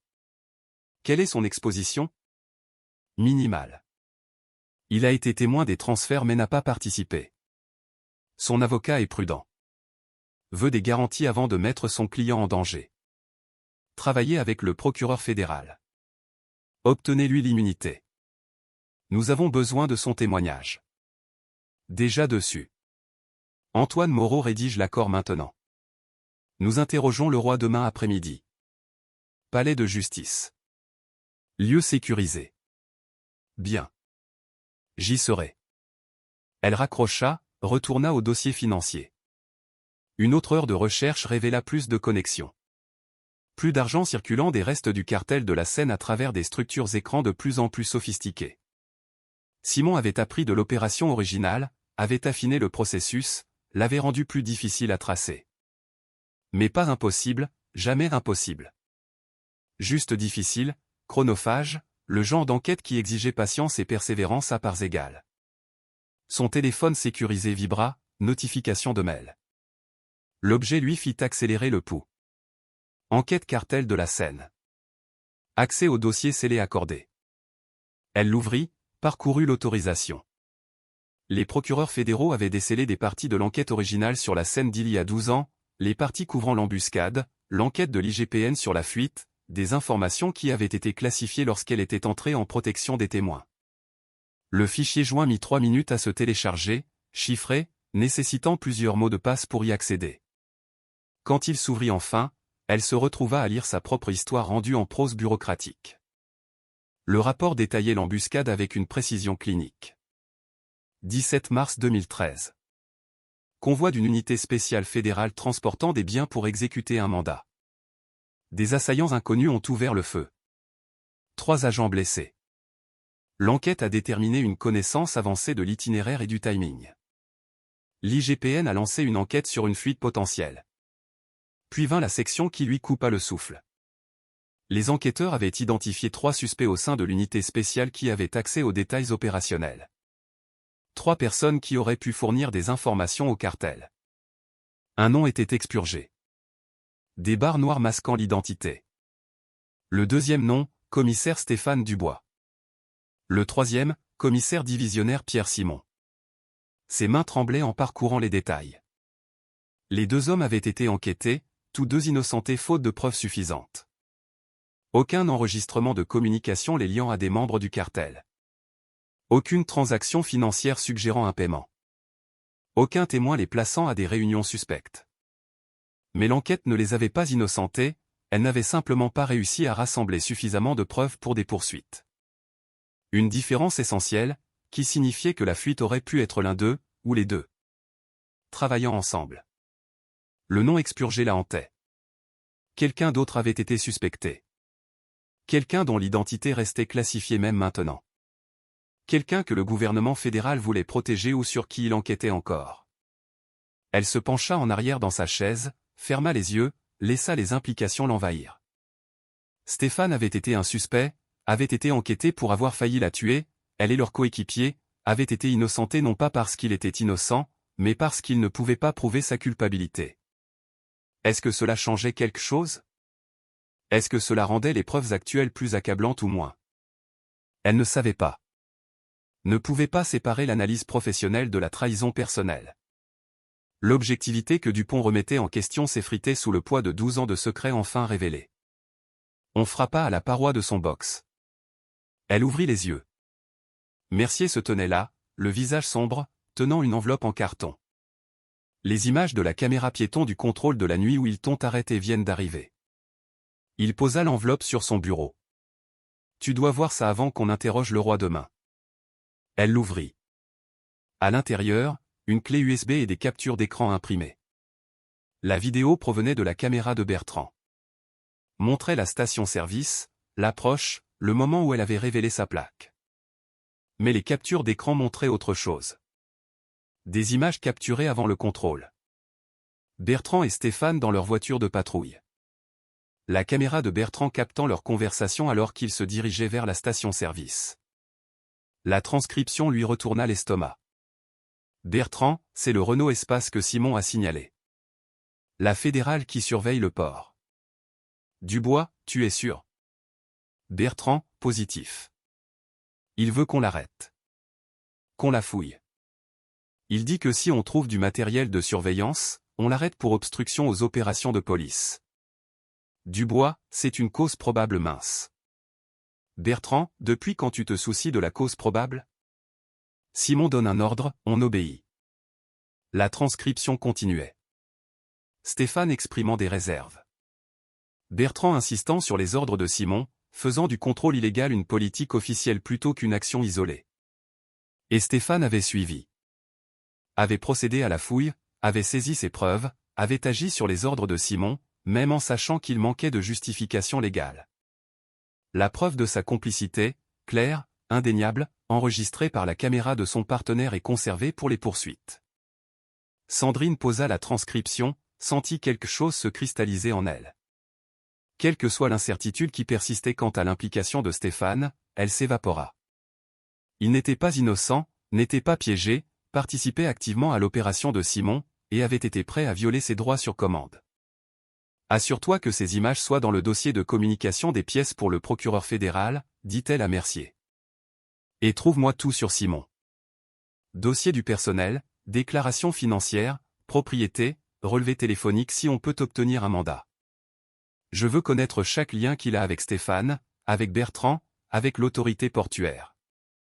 Tout. Mercier hocha la tête, commença à partir, puis s'arrêta. Sandrine, ça va ? Ça va. Tu n'as pas l'air d'aller bien. Tu as l'air de quelqu'un dont les pires soupçons viennent d'être confirmés. Elle croisa son regard, y vit une préoccupation sincère, le genre qui faisait brièvement baisser ses gardes. Je pensais que je me trompais peut-être. Qu'il était peut-être innocent. Mais il ne l'est pas. Il savait que ce contrôle était illégal et il l'a fait quand même. A suivi les ordres d'un superviseur corrompu et a violé la loi fédérale. C'est ce qu'il est maintenant. Quoi qu'il ait pu être, cette personne a disparu. Tu ne peux pas laisser ça devenir personnel. C'est déjà personnel. C'est personnel depuis le moment où je suis entré dans sa juridiction et qu'il n'a pas eu l'intégrité de faire ce qui était juste. Mercier partit sans un mot de plus. Sandrine resta seule dans l'obscurité grandissante du bureau. La plupart des agents étaient rentrés chez eux depuis des heures. Juste elle, les dossiers et les preuves qui continuaient de s'accumuler, de peindre un tableau qu'elle ne voulait pas voir, mais qu'elle ne pouvait ignorer. Stéphane Dubois était corrompu. Le commissaire divisionnaire Simon dirigeait l'opération, et elle allait les faire tomber tous les deux, quoi qu'il en coûte. L'après-midi suivant arriva avec l'humidité oppressante qui caractérisait les étés normands. Le palais de justice du centre-ville de La Rochelle s'élevait dans une architecture classique destinée à projeter l'autorité et la permanence. Sandrine entra par l'entrée sécurisée des employés, évitant les détecteurs de métaux et les galeries publiques. Mercier la rejoignit dans le couloir du 3e étage, à l'extérieur des installations du grand jury. Nicolas Leroy était assis dans une salle d'attente pour témoin avec son avocate. Milieu de la cinquantaine, des mains burinées et une peau abîmée par le soleil après des décennies à travailler sur les quais. Sa nervosité était palpable, il tripotait sa tasse de café, vérifiait sa montre toutes les quelques minutes, sursautant légèrement chaque fois que des pas s'approchaient dans le couloir. Son avocate, Sandrine Rousseau, une femme au regard vif dans la quarantaine, examinait des documents pendant que le roi tentait de se calmer. L'accord d'immunité signé reposait sur la table entre eux. Protection fédérale en échange d'un témoignage véridique. Le genre de marché qui sauvait les témoins des poursuites, mais ne pouvait les protéger de la rage des personnes contre lesquelles ils témoignaient. Le procureur fédéral adjoint Antoine Moreau entra dans la pièce avec l'assurance professionnelle de quelqu'un qui avait instruit des centaines d'affaires. Il fit un signe de tête à Sandrine et Mercier, puis s'adressa directement à Leroy. « Monsieur Leroy, merci de vous être présenté. Votre témoignage aujourd'hui sera crucial pour notre enquête. Tout ce que vous direz est protégé par l'accord d'immunité. Vous êtes libre de parler franchement sans crainte d'auto-incrimination. » Leroy déglutit difficilement. « Je veux une protection. Une vraie protection, pas seulement des promesses. Ces gens, Simon et sa bande, ils ne menacent pas. Ils font disparaître les problèmes. Vous aurez une protection fédérale 24 heures sur 24 à partir d'aujourd'hui, l'assura Moreau. Gendarmerie nationale, nouvelle identité si nécessaire. Nous prenons la sécurité des témoins très au sérieux. D'accord. D'accord. Le roi prit une profonde inspiration. Que voulez-vous savoir ? Sandrine s'avança, gardant sa voix douce, non menaçante. Le genre de ton qui encourageait la coopération plutôt que la défensive. Parlez-nous du 19 avril. Le conteneur 4721B. Qu'avez-vous vu ? Les mains de Leroy se resserrèrent sur sa tasse de café. J'étais de service sur le chariot élévateur, déplaçant des conteneurs de la zone d'inspection au parc de stockage. Vers 14h30 cet après-midi-là, j'ai vu la police près du 4721B. Une inspection standard, ça arrive tout le temps. Je n'y ai rien pensé de particulier.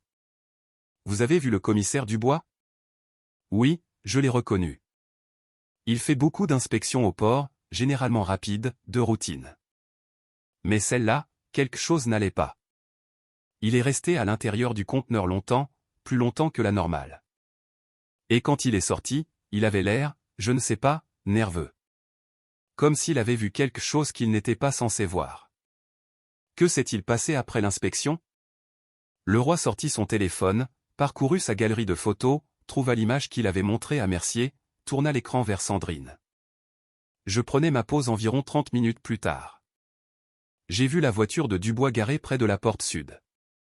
Ce n'est pas là que les agents se garent habituellement. C'est la zone de chargement pour les camions. J'ai pensé qu'il attendait peut-être quelqu'un. Puis j'ai vu Bertrand, l'autre agent, charger des sacs de sport dans le coffre de la voiture de Dubois. La photo était nette malgré la distance. Horodatage indiquant 14h47, le 19 avril. Bertrand en civil, pas d'insigne visible, soulevant des sacs lourds d'un diable pour les mettre dans le coffre ouvert de la berline de Stéphane. 2 sacs, en toile sombre, le genre utilisé pour transporter des preuves ou dissimuler de la contrebande. Avez-vous vu ce qu'il y avait dans les sacs? Non, mais ils étaient lourds. Bertrand peinait avec, et la façon dont il regardait autour de lui, vérifiant si quelqu'un observait, il savait qu'il faisait quelque chose de mal. Avez-vous signalé cela à quelqu'un? Le visage de Leroy rougit. Non. J'aurais dû, mais j'ai eu peur. On ne se met pas en travers du chemin des flics dans cette ville, surtout pas de la bande de Simon. Les gens qui leur causent des problèmes finissent par perdre leur emploi, ou pire. Sandrine photographia l'écran de son téléphone, documenta les métadonnées, heure, lieu, coordonnées GPS, tout ce qui authentifierait l'image au tribunal. Après que Bertrand a chargé les sacs, avez-vous vu où Dubois est allé? Il est parti, a complètement quitté le port. Est revenu environ 1 heure plus tard pour sa patrouille habituelle comme si de rien n'était. Mercier se pencha en avant. Monsieur Leroy, combien de fois avez-vous été témoin de transferts similaires? Au moins une douzaine, peut-être plus. Différents agents, différents conteneurs, mais toujours le même schéma. L'inspection a lieu. Des sacs sont chargés dans des véhicules personnels au lieu du transport de preuves. Les agents remplissent des papiers disant que tout a été traité correctement, mais la drogue n'arrive jamais au scellé. Comment savez-vous que c'est de la drogue? Parce que le manifeste dit une chose et les rapports d'inspection en disent une autre. Un conteneur arrive listé comme textile ou machine ou pièce de voiture. L'inspection trouve des stupéfiants.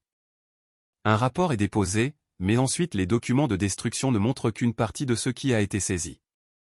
Le reste, Leroy fit un geste indiquant la disparition, s'évanouit dans la nature. Le vol systématique de preuves, facilité par des agents qui étaient censés empêcher exactement ce genre de corruption. Avez-vous déjà vu le commissaire divisionnaire Simon directement impliqué?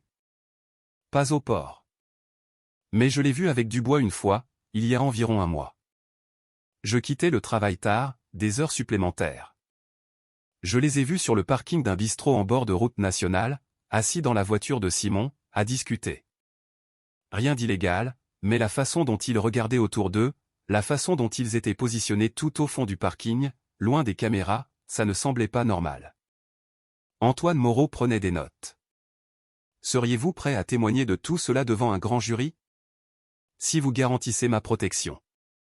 Si vous promettez que Simon ne pourra pas m'atteindre, ni ma famille.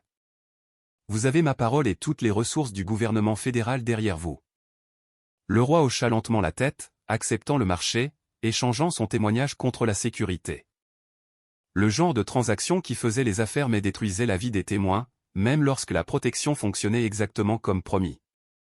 L'entretien se poursuivit pendant 1 autre heure. Leroy fournissant des détails sur 17 conteneurs différents, date, heure, agents impliqués. Chaque incident documenté avec la précision de quelqu'un qui avait observé attentivement parce qu'il savait qu'un jour il devrait le signaler ou devenir complice par son silence.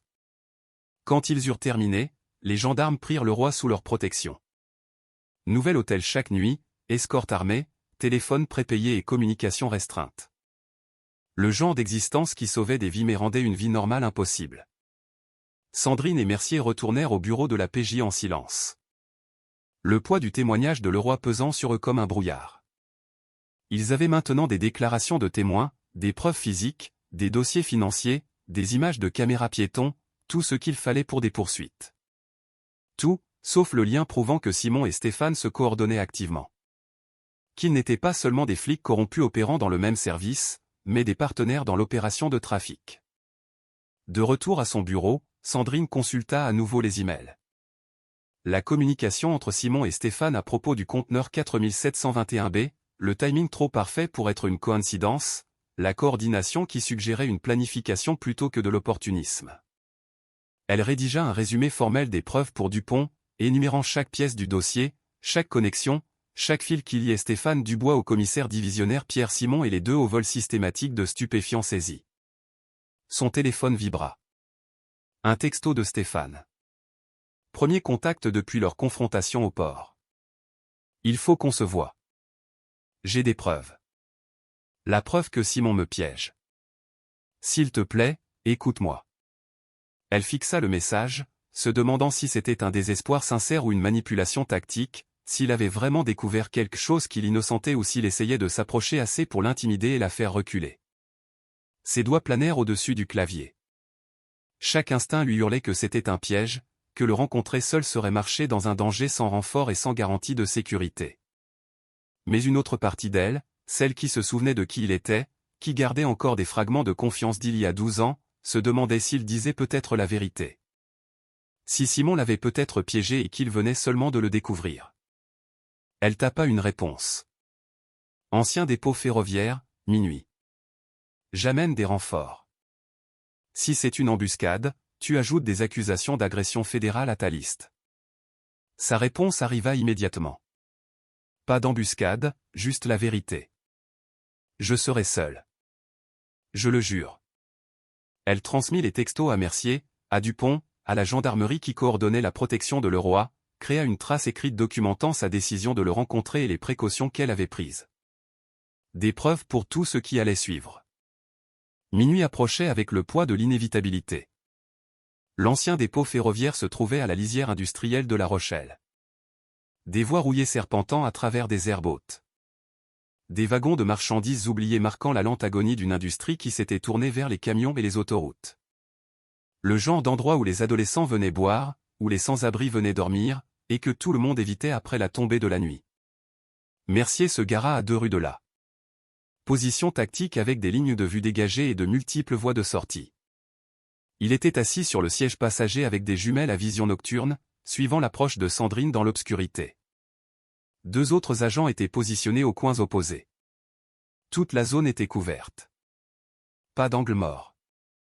Aucune possibilité pour Stéphane d'amener des renforts inattendus sans être repéré. Sandrine traversa seule le dépôt, son arme dans son étui mais accessible, le petit enregistreur dans la poche de sa veste déjà en marche.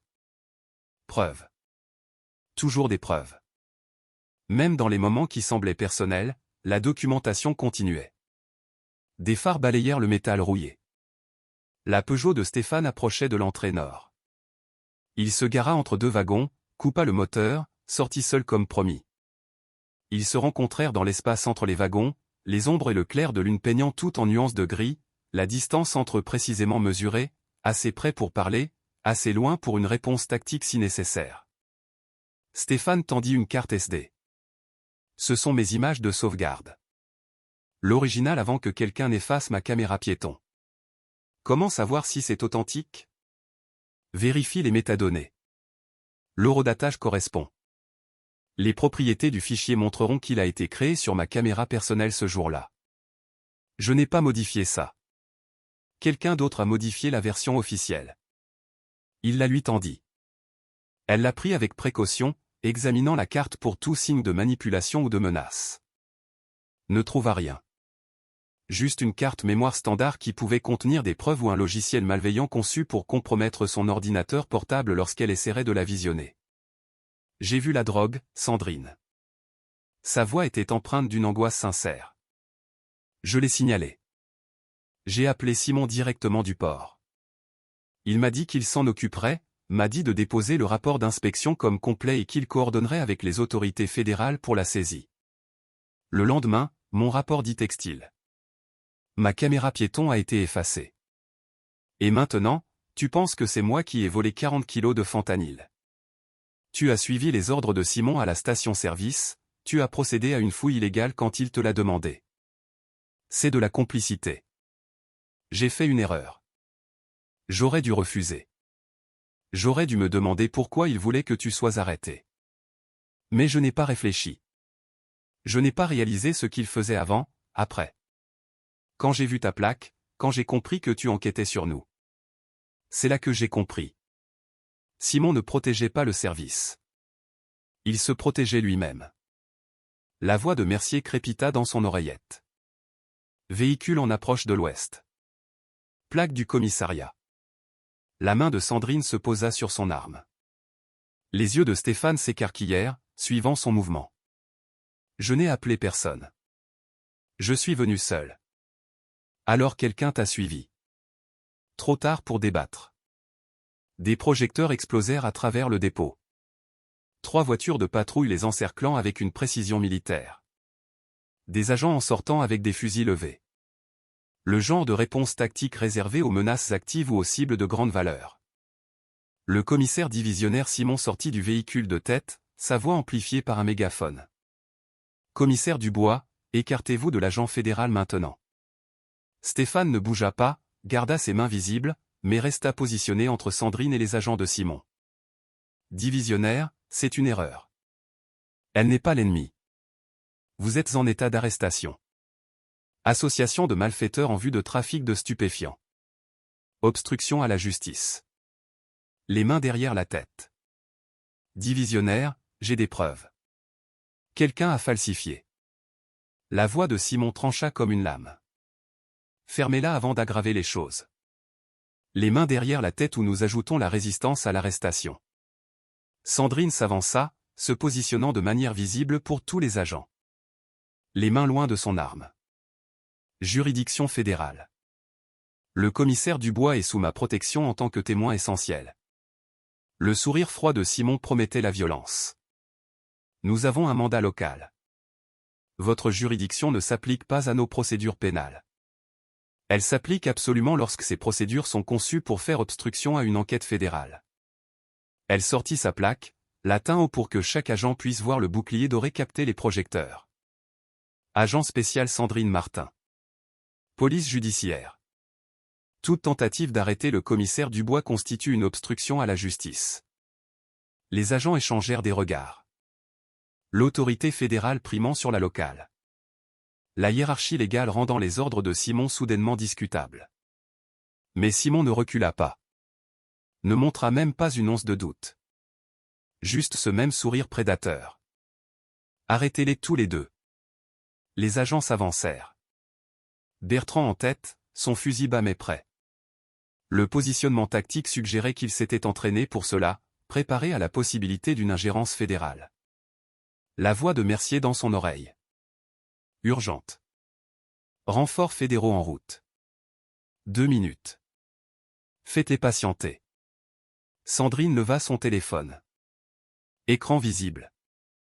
Le point rouge d'enregistrement clignotant. Commissaire divisionnaire Pierre Simon, vous interférez avec une enquête fédérale. Je documente cette rencontre pour obstruction à la justice. Horodatage minuit 23 et 47 secondes. 31 mai 2024. Posez ce téléphone. Ça n'arrivera pas. Tout ce que vous dites et faites est enregistré et transmis à des serveurs fédéraux. Vous pouvez m'arrêter si vous voulez, mais ce sera enregistré, et ce sera utilisé comme preuve d'obstruction devant un tribunal fédéral. La façade de Simon se fissura. La rage transparaissant à travers son extérieur contrôlé. Vous croyez que m'enregistrer a de l'importance? C'est ma ville, mon service. Votre petite plaque ne signifie rien ici. Alors expliquez pourquoi vous êtes si désespéré d'arrêter le commissaire qui pourrait témoigner de vos falsifications de preuves. Les yeux de Stéphane s'écarquillèrent, la compréhension se faisant jour. Vous avez effacé ma caméra piéton. Vous avez modifié mes rapports. Vous me piégez depuis avril. Tais-toi. Vous m'avez utilisé comme couverture. Vous avez fait croire que je volais les preuves alors que c'était vous depuis le début. Les comptes offshore, les sociétés écrans, les... Simon bougea vite, plus vite que son âge ne le suggérait, attrapa Stéphane par le col, le projeta contre un wagon avec une telle force que le métal résonna comme une cloche. J'ai dit, ferme-la. Sandrine se précipita en avant, l'entraînement l'emportant sur la prudence. Mais Bertrand l'intercepta, la repoussant avec la crosse de son fusil. Elle trébucha mais resta debout. Des années de tactique défensive rendant la récupération automatique. Agression contre un agent de l'État. Elle garda sa voix stable malgré l'adrénaline qui inondait son système. Chaque agent ici vient de voir votre commissaire divisionnaire agresser un agent fédéral. C'est un minimum de 8 ans de prison. Des moteurs rugirent au loin. Plusieurs véhicules s'approchant rapidement. La voix de Mercier. Renforts fédéraux arrivent maintenant. Des SUV noirs déferlèrent dans le dépôt. Gilet de la PJ visible. Armes dégainées. Les agents formant un périmètre autour de la scène avec l'efficacité exercée de personnes qui avaient fait cela des centaines de fois. Le superviseur Jean Dupont sortit du véhicule de tête. Son expression promettait des conséquences. Commissaire divisionnaire Simon, je suis le superviseur Jean Dupont, police judiciaire. Vous interférez avec une opération fédérale. Retirez-vous immédiatement. Les agents de Simon baissèrent leurs armes. La présence fédérale changeant la dynamique du pouvoir. Aucun flic local ne voulait commencer une fusillade avec des agents fédéraux. Cette voie menait à la prison, peu importe qui tirait le premier. Mais Simon lui-même ne baissa rien. Il resta là, la main posée sur son arme rengainée, les yeux passant de Sandrine à Stéphane et à Dupont, calculant, pesant les options. J'ai des preuves de corruption systématique. Sandrine continua d'enregistrer, projeta sa voix pour que chaque agent puisse entendre. Des relevés bancaires montrant que le commissaire divisionnaire Simon a reçu plus de 1,7 million d'euros via des comptes offshore. Des témoignages le plaçant en coordination avec des opérations de trafic.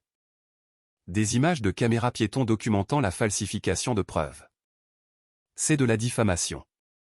La voix de Simon portait moins de conviction maintenant, moins d'autorité. Le son de quelqu'un qui perd le contrôle et le sait.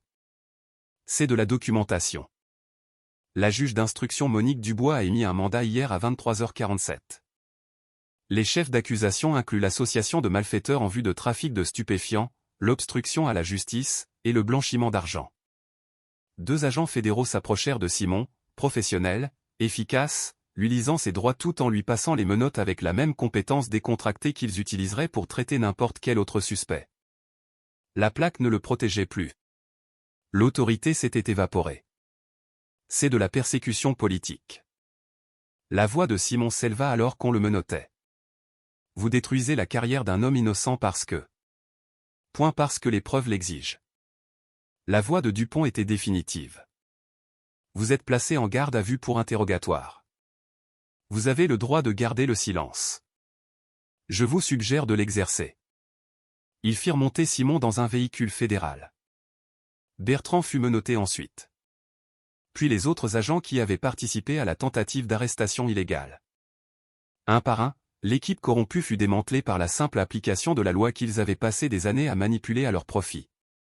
Stéphane se tenait à l'écart du chaos, regardant sa chaîne de commandement s'effondrer, son service exposé, sa carrière détruite, qu'il finisse inculpé ou innocenté. Le genre de dommages collatéraux que les affaires de corruption produisaient toujours. Sandrine s'approcha de lui avec précaution. La carte SD. Je dois la saisir comme preuve. Il la lui tendit sans protester. Il y a 12 ans. Le cartel de la Seine. L'embuscade. Sa voix était vide. Simon était la fuite. Il leur a donné notre position. Nous a envoyés à la mort. Comment le sais-tu? Parce que je viens de l'entendre le mentionner quand il m'a plaqué contre le wagon. Il a chuchoté, a dit que c'était une vengeance pour ne pas être mort quand j'étais censé le faire. Que j'aurais dû être tué dans l'embuscade avec. Il s'arrêta, la regarda, point avec toi. La compréhension la submergea. La dernière pièce du puzzle. Simon avait fait partie de l'enquête originale sur la scène, avait été la fuite. Quand l'embuscade n'avait pas réussi à tuer tout le monde, quand elle avait survécu et était entrée en protection, il s'était adapté, avait construit une nouvelle opération, utilisé les mêmes techniques de corruption dans une configuration différente. Et Stéphane avait été sa couverture involontaire. Le commissaire dont le nom apparaissait sur les rapports pendant que Simon tirait les ficelles en coulisses. Le bouc émissaire positionné pour prendre le blâme si une enquête fédérale se matérialisait un jour. Tu avais raison d'enquêter sur moi. La voix de Stéphane était amère. Auto-incriminante. J'aurais dû remettre les choses en question plus tôt. J'aurais dû voir le schéma. Mais je lui faisais confiance. Je faisais confiance à la chaîne de commandement. Et cette confiance m'a rendu complice, même si je ne savais pas ce que je faisais. Viens avec moi. Fais ta déposition. Tout ce dont tu te souviens, chaque conversation, chaque ordre qui te semblait suspect mais que tu as suivi quand même. Aide-nous à finir ça. Il hocha la tête. La suivit jusqu'à l'un des véhicules fédéraux. Accepta le rôle de témoin au lieu d'accusé. Le chemin étroit entre les poursuites et la coopération qui pourrait lui éviter la prison, mais détruirait sa carrière de toute façon. Le dépôt se vida lentement. Les agents fédéraux traitant les preuves, prenant les dépositions, documentant la scène avec la minutie qu'un témoignage au tribunal exigerait un jour. La nuit s'étirait vers l'aube, l'épuisement pesant sur le crâne de Sandrine. Mais le travail n'était pas fini. Ne serait pas fini avant des mois, alors que l'affaire se construirait en vue du procès. Mercier s'approcha avec un café d'une supérette. Ça va? Oui, je digère. Simon a déjà demandé un avocat. Le défenseur public fédéral a été notifié. Il refusera probablement de parler. Peu importe. Nous en avons assez sans ses aveux. Le témoignage de Leroy, les dossiers financiers, les images de sauvegarde de Stéphane. C'est fini. Vraiment? Mercier regarda Stéphane assis à l'arrière d'un SUV fédéral. Où est-ce que ça ne fait que commencer? Elle ne répondit pas, car il avait raison. Ce n'était que le début. La mise en examen, la communication des pièces, les audiences sur les requêtes, le procès si Simon refusait de plaider coupable. Des mois de guerre juridique avant que quelque chose ne ressemble à la justice. Mais ce soir, à cet instant, ils avaient brisé la conspiration immédiate, arrêté le cerveau, sécurisé les témoins. Les fondations étaient posées. Le reste n'était qu'exécution. 3 semaines passèrent dans un tourbillon de procédures judiciaires. Les comparutions au palais de justice devinrent une routine. Témoignages devant le grand jury, audiences préliminaires, contestations sur la communication des pièces, la machine judiciaire avançant avec une inévitabilité bureaucratique. Le grand jury rendit ses actes d'accusation dans les délais. Le commissaire divisionnaire Pierre Simon inculpé de tous les chefs d'accusation. L'agent Léo Bertrand accepta un plaidé coupable, 8 ans en échange de son témoignage. 3 autres agents faisaient l'objet d'une enquête. Le service perdait du personnel à mesure que l'IGPN élargissait son champ d'action. Sandrine témoigna pendant 6 heures devant le grand jury, les guidant à travers les preuves, étape par étape méthodique. Les dossiers financiers étalés sur des moniteurs. Les photographies projetées sur des écrans. Les déclarations de témoins lues au procès-verbal, construisant l'affaire brique par brique jusqu'à ce que le poids devienne indéniable. L'acte d'accusation se lisait comme un roman policier. Une conspiration s'étendant sur 12 ans. Des millions d'euros de produits illicites. Une corruption systématique facilitée par une protection institutionnelle. Le genre d'affaires qui faisait les gros titres et les carrières, qui changeait les services et entraînait des réformes. Mais assise dans la salle d'audience le jour de la mise en examen, Sandrine ne ressentait aucun triomphe, juste de l'épuisement. La lassitude profonde de quelqu'un qui s'était battu trop longtemps pour quelque chose qui aurait dû être simple. Les policiers ne devraient pas voler de la drogue, ne devraient pas trahir leur serment, ne devraient pas nécessiter une intervention fédérale pour faire face aux conséquences de crimes commis en uniforme. Stéphane était assis dans la galerie, plus un accusé, pas tout à fait innocenté, quelque part dans la zone grise juridique étiquetée, témoin coopérant.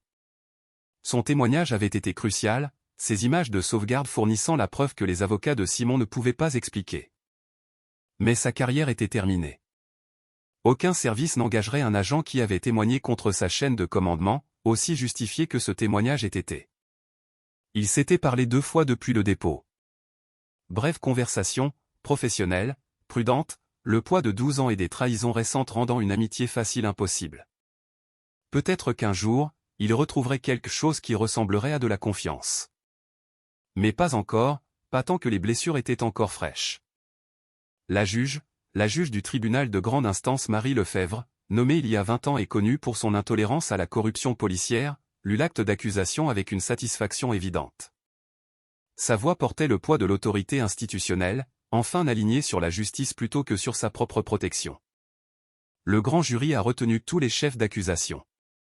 Le commissaire divisionnaire Pierre Simon sera maintenu en détention provisoire en attendant son procès. Compte tenu de l'accès de l'accusé à des ressources et du risque de fuite potentielle, la libération sous caution est refusée. L'avocat de Simon s'objecta. Argumenta sur la présomption d'innocence et la restriction excessive. La juge Lefebvre rejeta chaque requête avec l'efficacité de quelqu'un qui avait entendu les mêmes arguments des centaines de fois et les avait trouvés tout aussi peu convaincants à chaque fois. Simon lui-même resta impassible, une combinaison orange remplaçant l'uniforme qu'il avait porté pendant 32 ans, menotté, son visage ne trahissant rien. Mais ses yeux, quand ils trouvèrent Sandrine dans la galerie, brûlaient d'une haine pure. Le genre de malice qui promettait une vengeance, même de derrière les barreaux. Elle soutint son regard, ne broncha pas, ne détourna pas les yeux.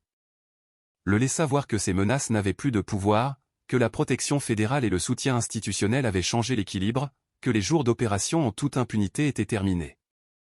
L'audience prit fin. Les gendarmes ramenèrent Simon en détention. Son avocat rassembla ses dossiers et prit des notes pour des appels qui n'avaient pas encore été déposés. La machine avançait. Le processus avant les personnalités. À l'extérieur du palais de justice, les médias attendaient.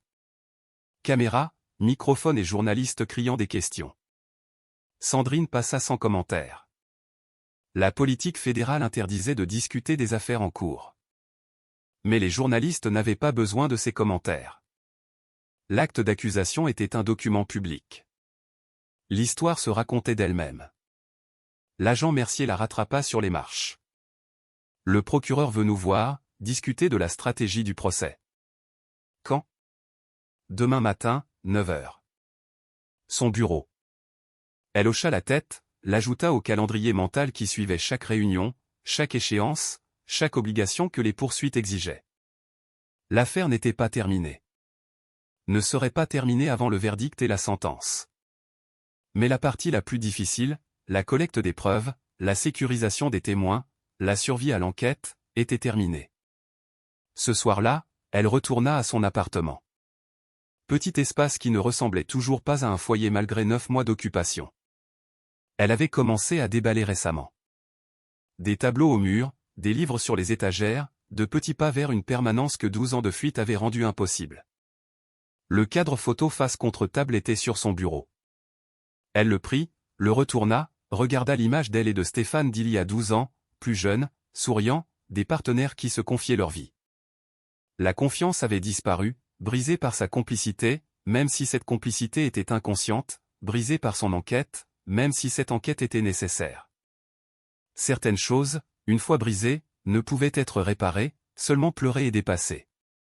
Elle posa le cadre droit sur l'étagère, n'effaçant pas le passé, reconnaissant simplement qu'il appartenait à l'histoire plutôt qu'au présent.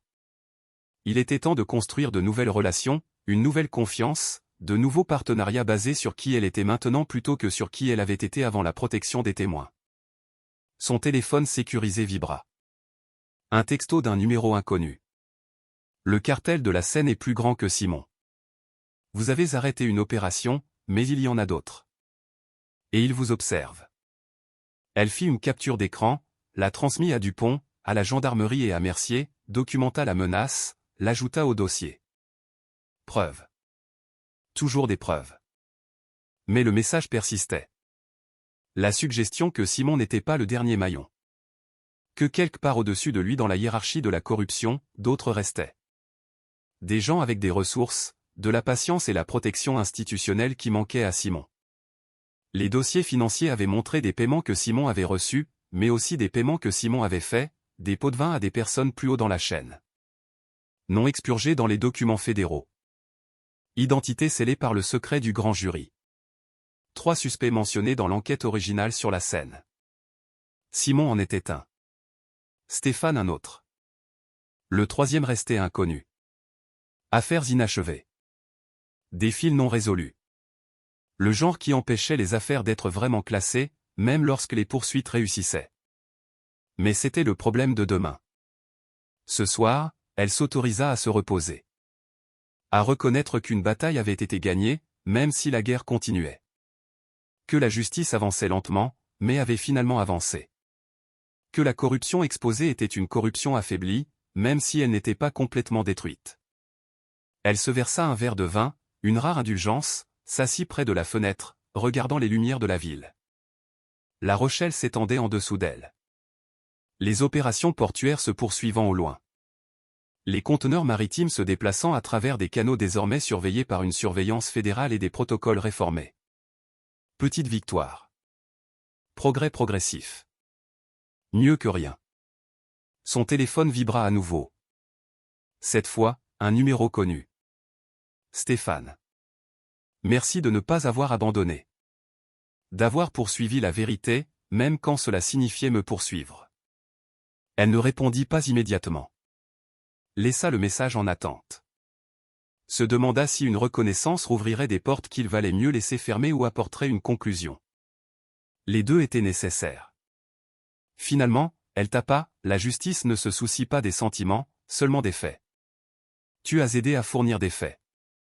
C'est ce qui compte. Sa réponse arriva rapidement.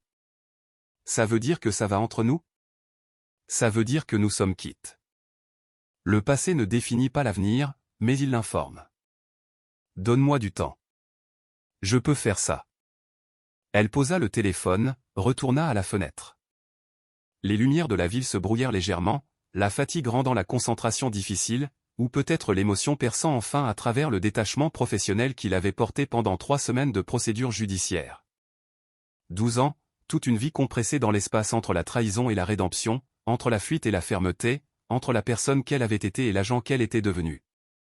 Le combat n'était pas terminé, ne serait jamais complètement terminé.